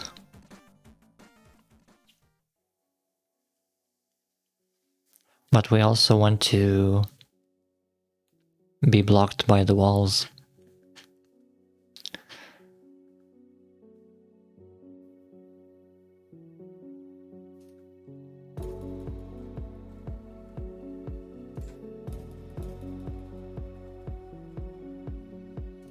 So mayhaps I will implement a move function.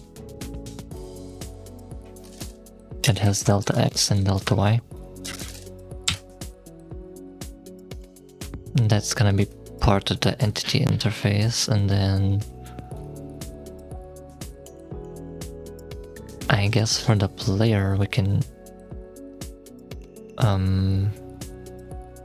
implement that.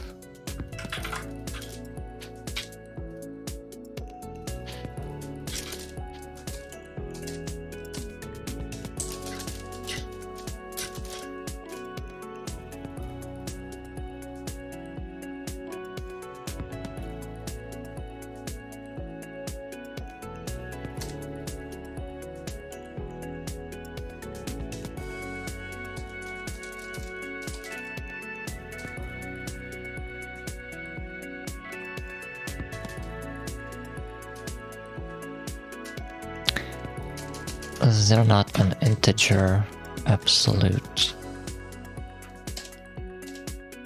I guess not.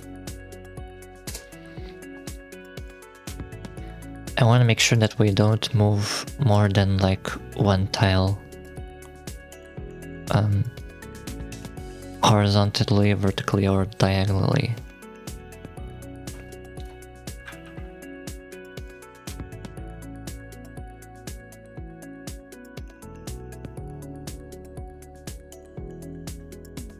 Okay, maybe I'll just use the floating point version. That's fine, I guess.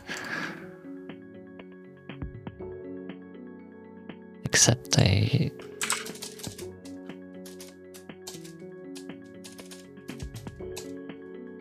guess I need to do that.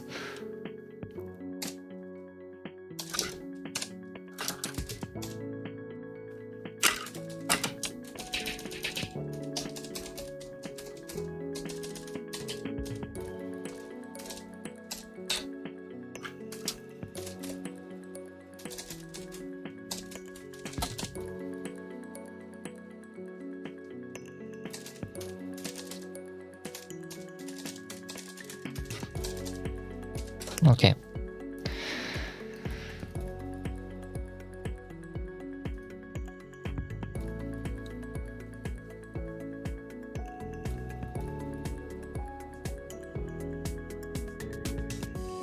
So I guess for now I'll just get the tile from the grid, but eventually we probably want to check the entities as well. Well, yeah. The grid tiles and entities are different though, which is a bit annoying. They're different types. I guess I'll figure that out later. Okay.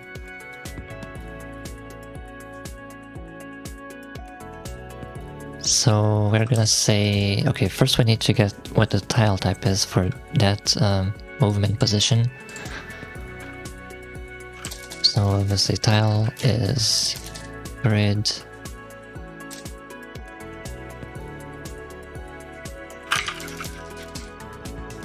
that plus dx and that plus dy. And if tile is wall, then we don't. If tile is not wall, then we... Can I just select entities set? Yeah. I mean, well, yeah, sure.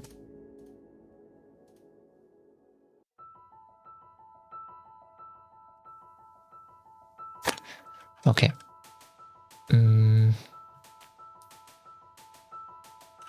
Well, okay, I don't want to do that. I can just say entity x plus dx. Can I do like multiple here? No.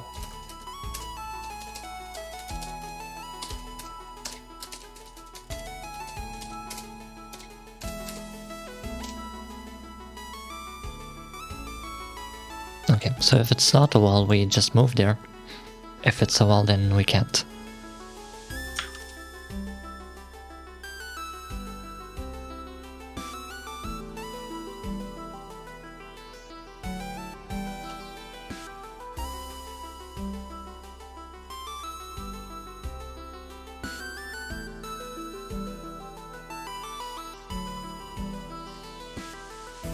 Okay, and then we need to check for input.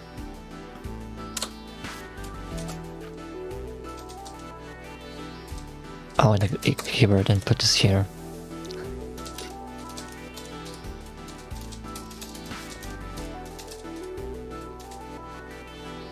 Yeah, so we're just gonna use the arrow keys here. We could use WASD, but it's fine, we'll have arrows for now. Yeah, so if we move left, then we move left. Which is to say... so we need to find the player. So we'll just iterate through the entities.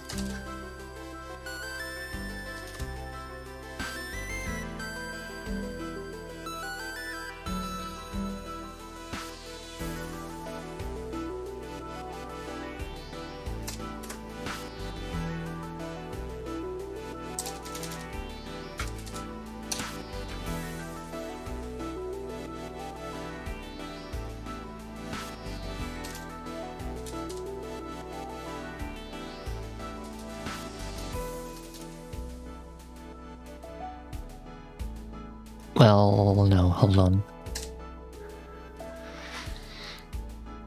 We actually need to make sure that it is a player and not just a random entity.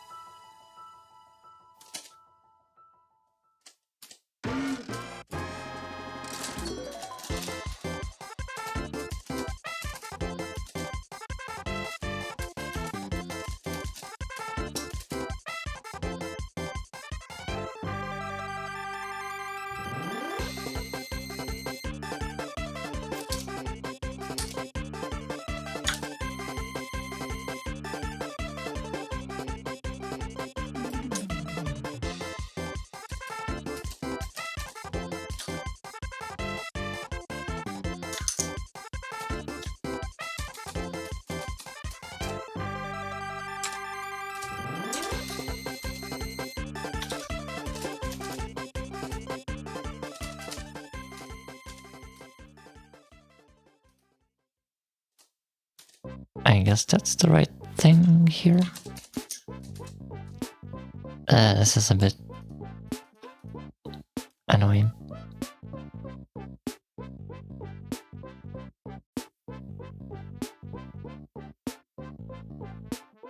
Okay, let's just test let's test it first.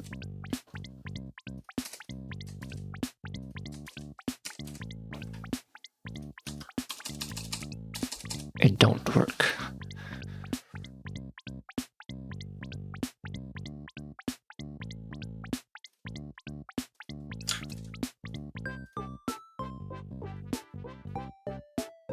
Oh, I don't have...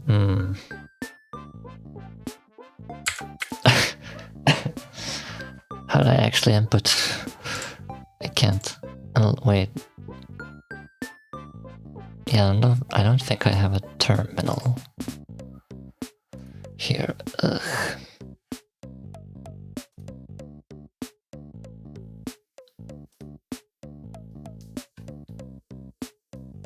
Let's just move this out to here.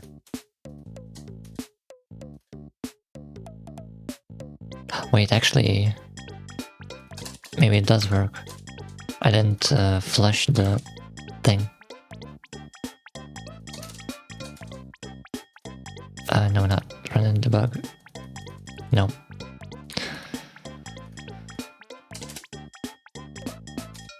doesn't. Okay.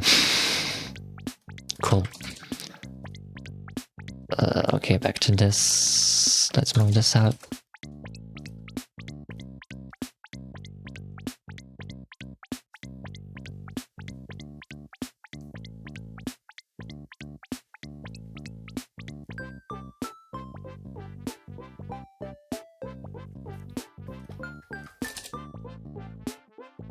Do we really need to use this weird thing? How do I make this not dumb?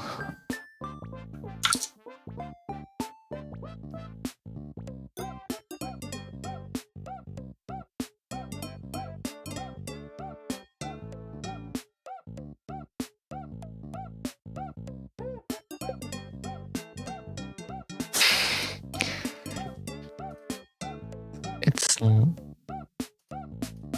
I don't think it's because I move. I think what I can do is say...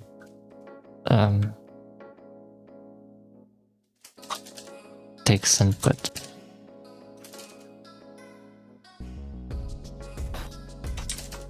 And that's a bool. And then the player...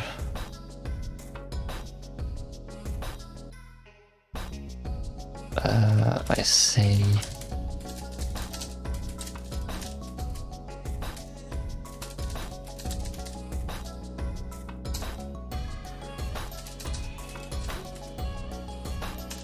that it does. Okay.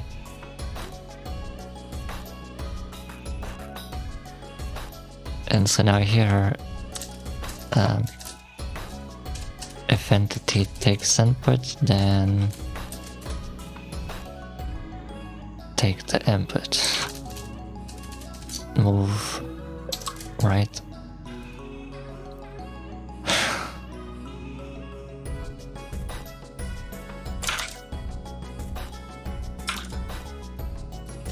Okay. Let's try this again. It still doesn't work.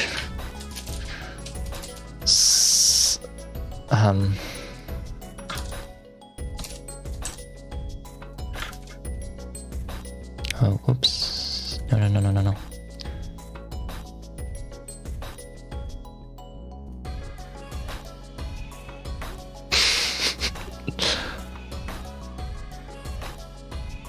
It's not that bad, come on.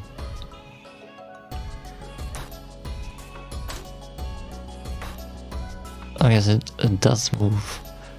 Then why does it not though?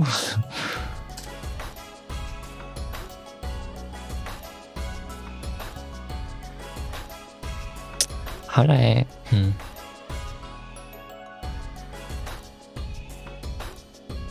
I needed to see that.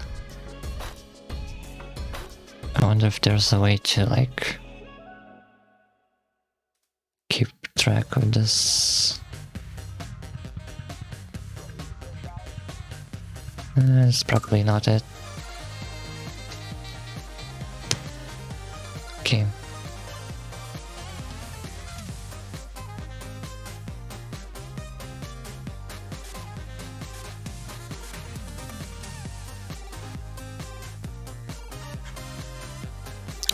There's so much garbage though. Like I'm writing a bunch of stuff and it's like, ugh.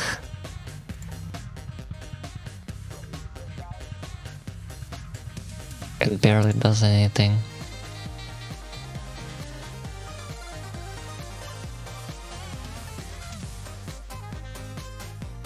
Okay, so we move.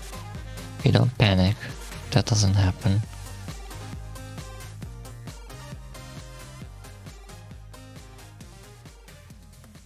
Does it think it's a wall, I wonder?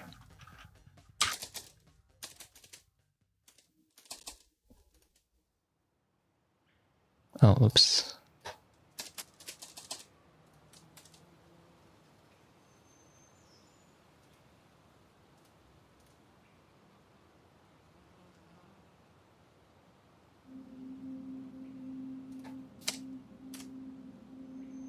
Oh wait, I don't flash here.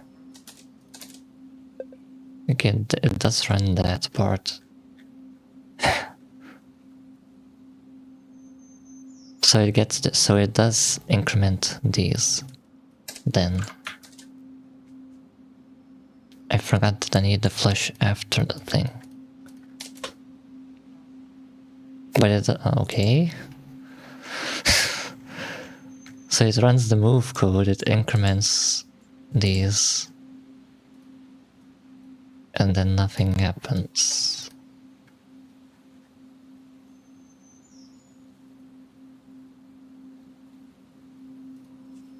But why? Oh, because I don't redraw. I need to redraw the grid.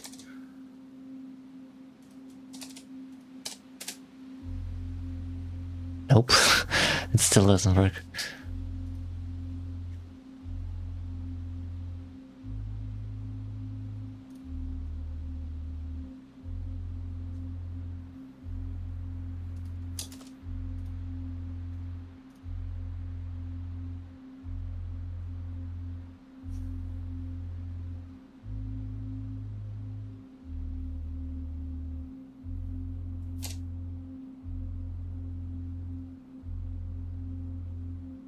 What? That shouldn't be 0.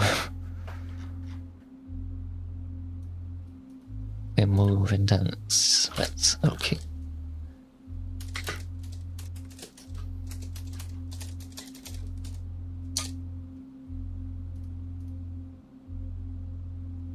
Can you not do what?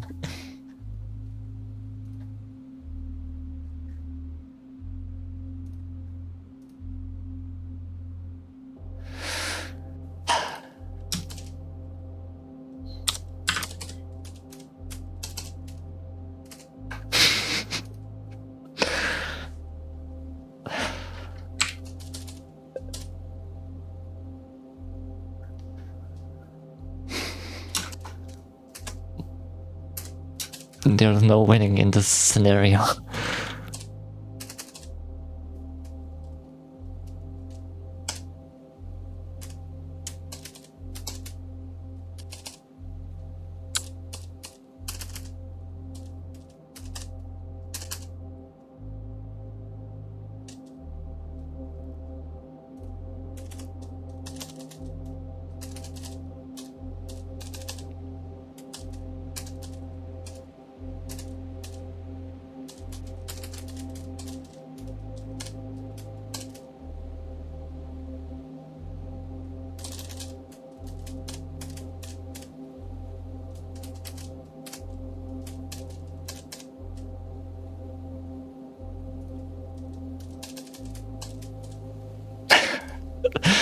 That's how you deal with that.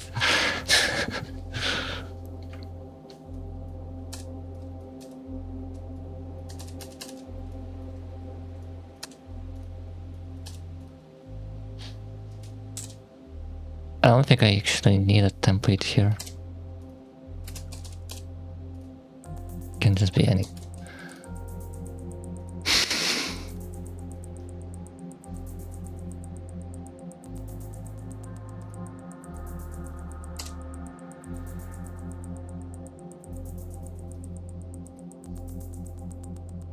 Yeah, so I do the move and it's still not... doesn't move though.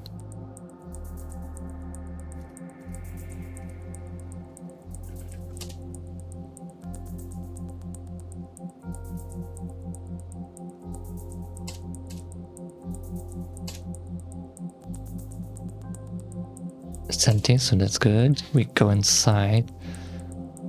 Dx is 1. That's 0. Now it's 1.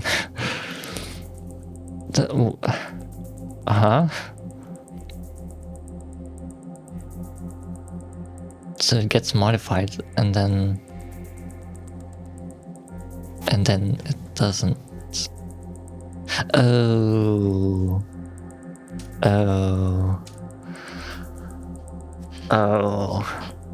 It gets copied. I need to use pointers and references. because it doesn't do that by default.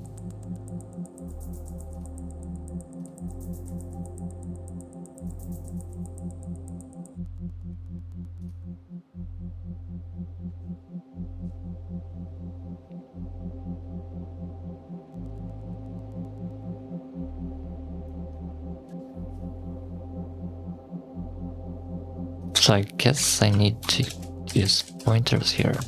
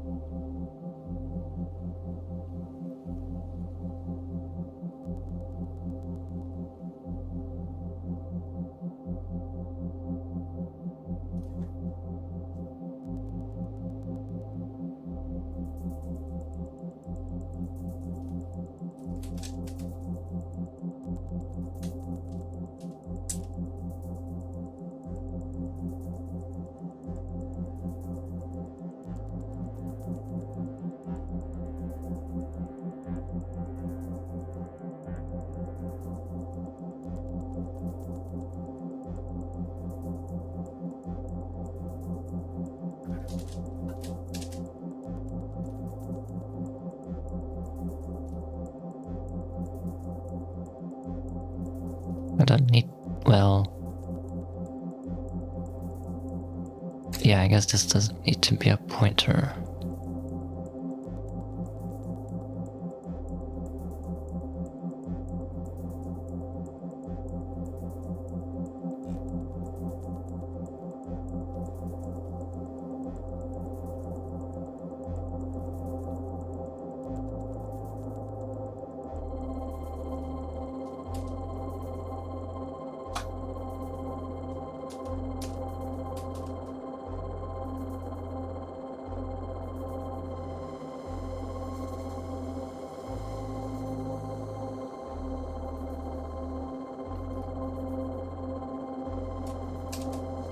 I guess I'll make all of these pointers.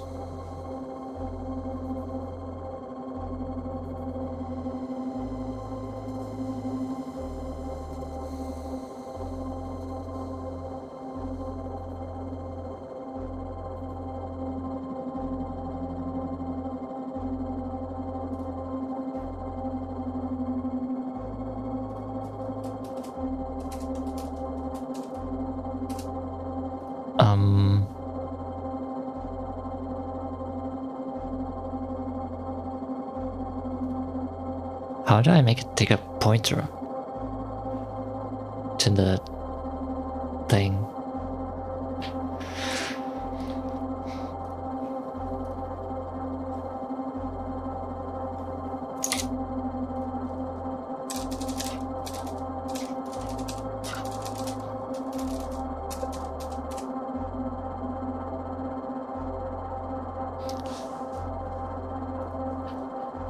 Do you really not, or are you just saying that? Like, I'm defining these to take a pointer to a player now,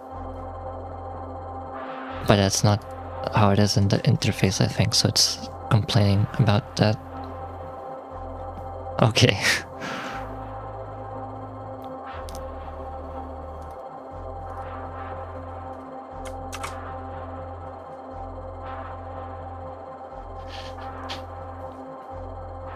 Why are you hating on Go if you're not actually, if you don't even know how to use it? I actually came up with these assert functions to so I can just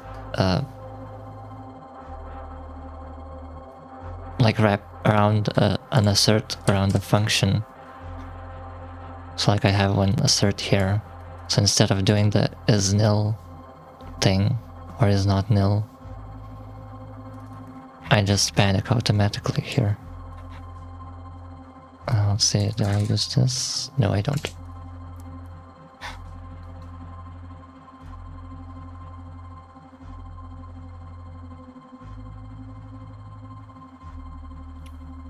I need to see.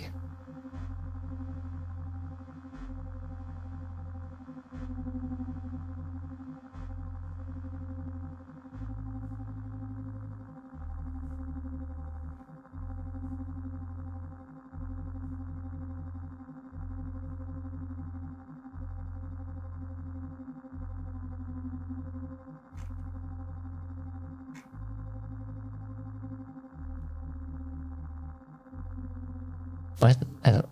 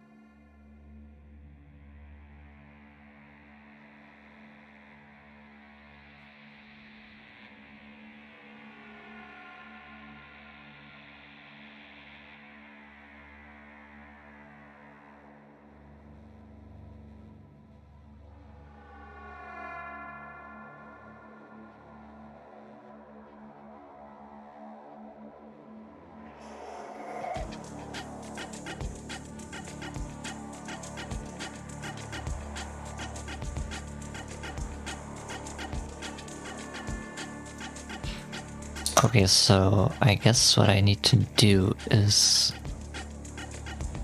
get a pointer to this, pass in a pointer to the array,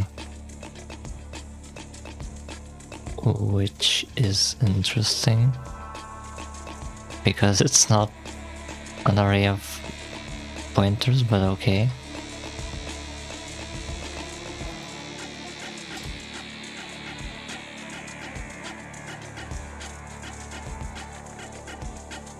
Okay, so we have that, we move past it, and now the position is updated because now we're using the pointer to the structure instead of copying the structure.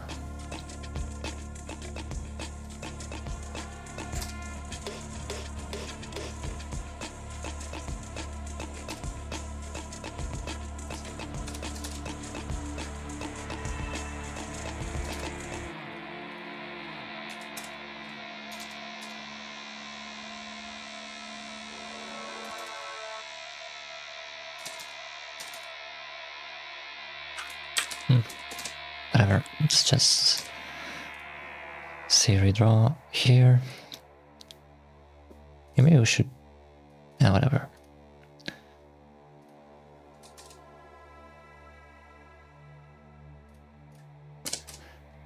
Okay. Now it's just empty. What? Oh, because it didn't redraw. Okay.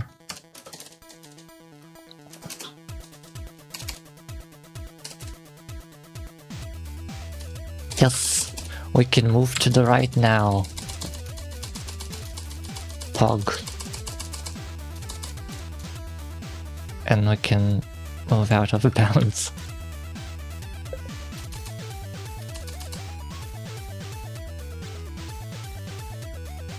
Hold on, can I like zoom in on this? Ugh.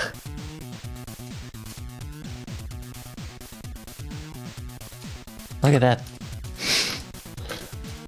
We can move to the right.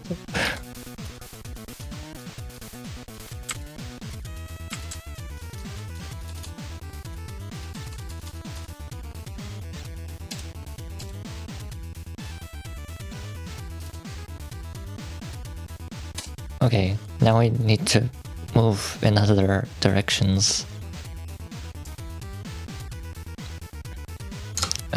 Let's just say that we have a dx.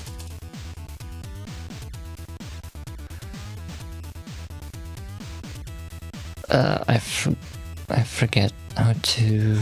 Wait, what? Oh, it's just unused.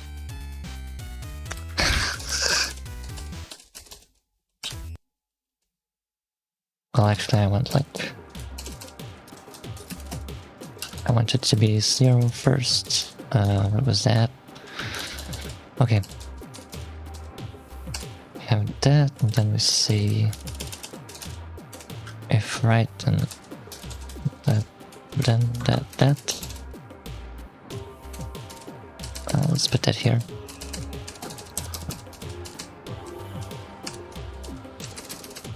I mean, we shouldn't be able to have two keys pressed at the same time, but whatever, I'll just do it like this.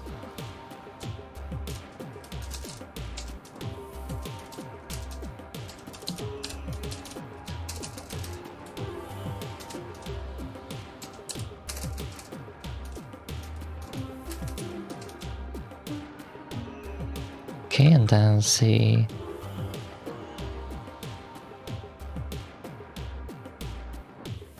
Yeah, we'll do an if here, even though it's not really necessary. If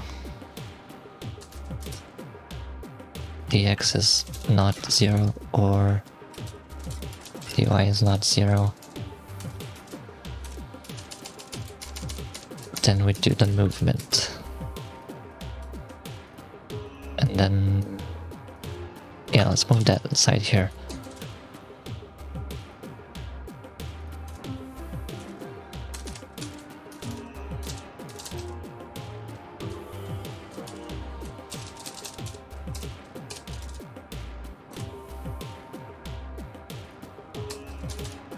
Oh, oops.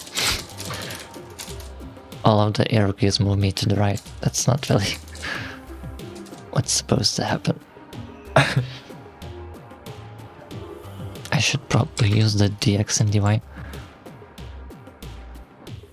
You know, it's funny, it warns you about not using dx and dy, but if you assign it, then it counts as using, even though you don't read from it. So you're not using it. It's kind of silly.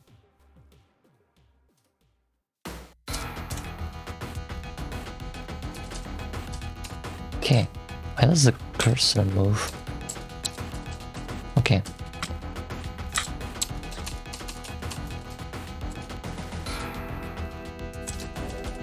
Yay! You're reading it in the if? Well, yeah, now I am, but it was just, it was like this, 1 and 0. And it says like, yeah, everything's fine. You're using the x and dy because you're adding to it. But then I'm not using it anywhere. Really? I think it's not that though. No, it still doesn't warn you.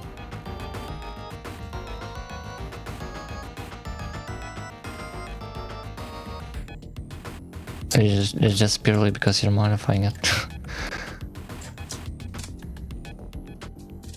You know, if you would use Lua would, if you use Lua with Lua check, it would warn you about that, but apparently Go can't do that. It's kind of funny.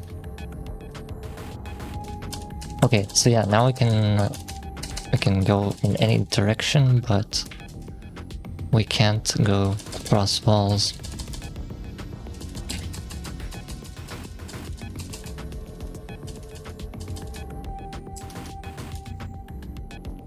It would be nice to start the player inside the box so that we can't have an out of bounds error.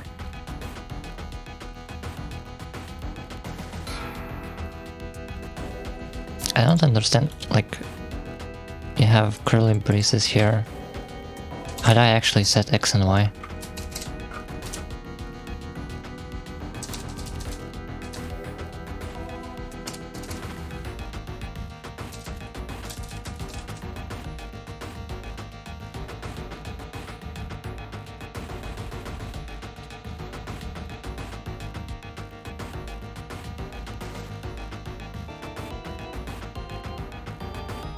Oh. What? This is how you do it, apparently.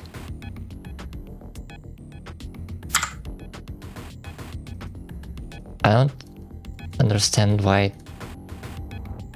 it's like different syntax. Like I would expect x equals 1, but no, it's this, but no. Why not? Bruh, what? What's happening? Why do I not like this? Instruct... what?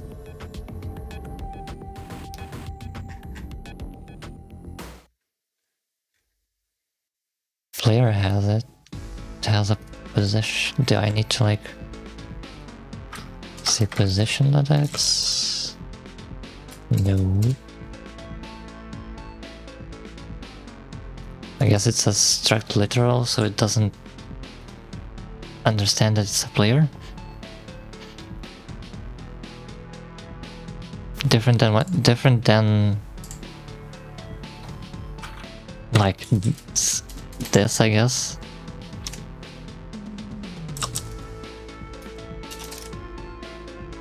Hardly, dude. No. Like normally you say this, but now in the struct you're using a colon. Like why is it not that?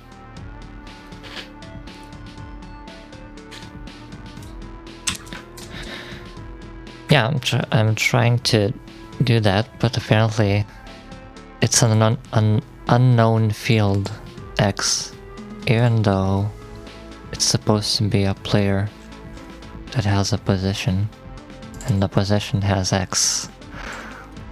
So maybe it doesn't like that it's a... like, okay, what if I try... that is a position with x is 1. Okay, so that's fine. But if it's a player, that's not fine. What?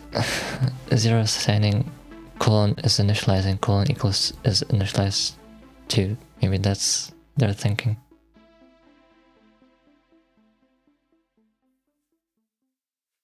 Meh. Like I don't really understand why they have to use different syntax.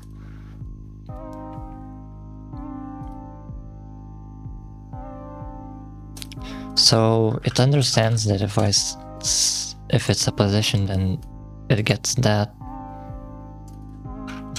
But if it's a player, then suddenly it's like there's no such thing.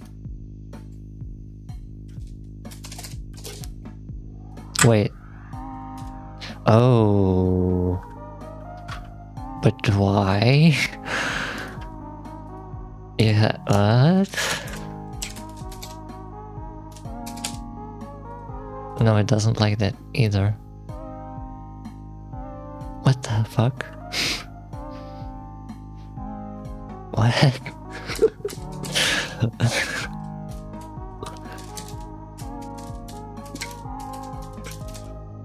Oh my god. But why? You can reference the X in the player. Well, I guess it... I don't understand. Like, this is a player pointer. Entity is a player pointer, right? And you can see entity.x, and it's okay with that. But when you're initializing, then it's like, oh, I don't understand what x is.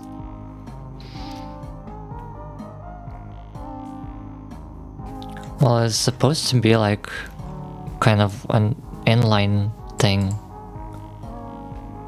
It's not. I don't think it's a field. I think it's just like I have this data gets put here. I thought that's what it meant.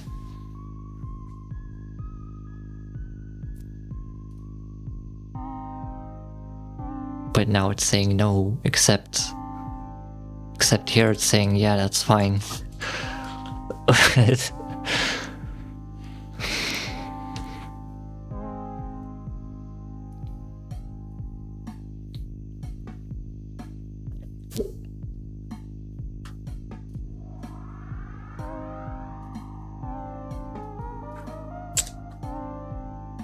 Wait, I can do this?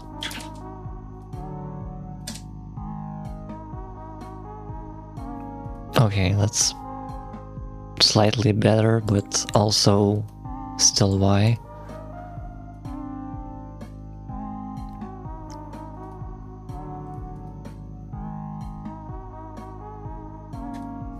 Also, it complains if you don't put a comma after after the end. Can you use like no?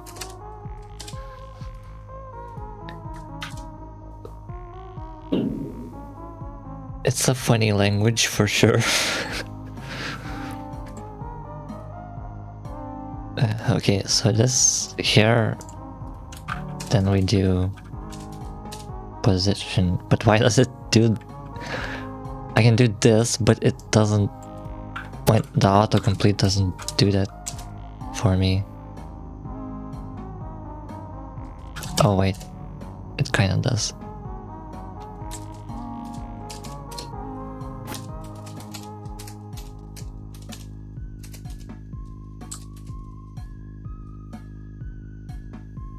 Just started learning Go and already questioning its design choices. You are on the right track to becoming a Rust programmer. Well, my thinking is like, yeah, sure, there's weird stuff, but eventually I'll learn the weirdness of it and then it'll be fine. That's my thinking.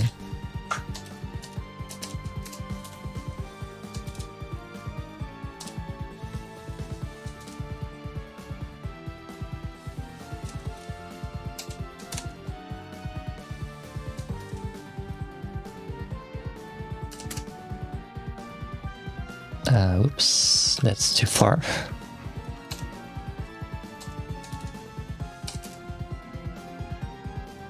Alright, now we're in. Okay.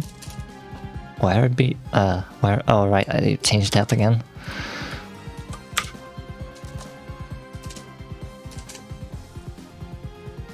Okay, so now we're inside and we can't escape and crash the game.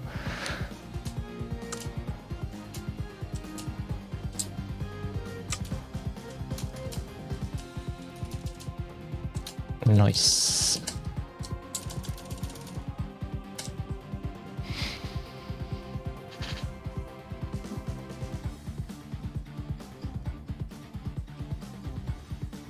Maybe that's enough for today. I think I've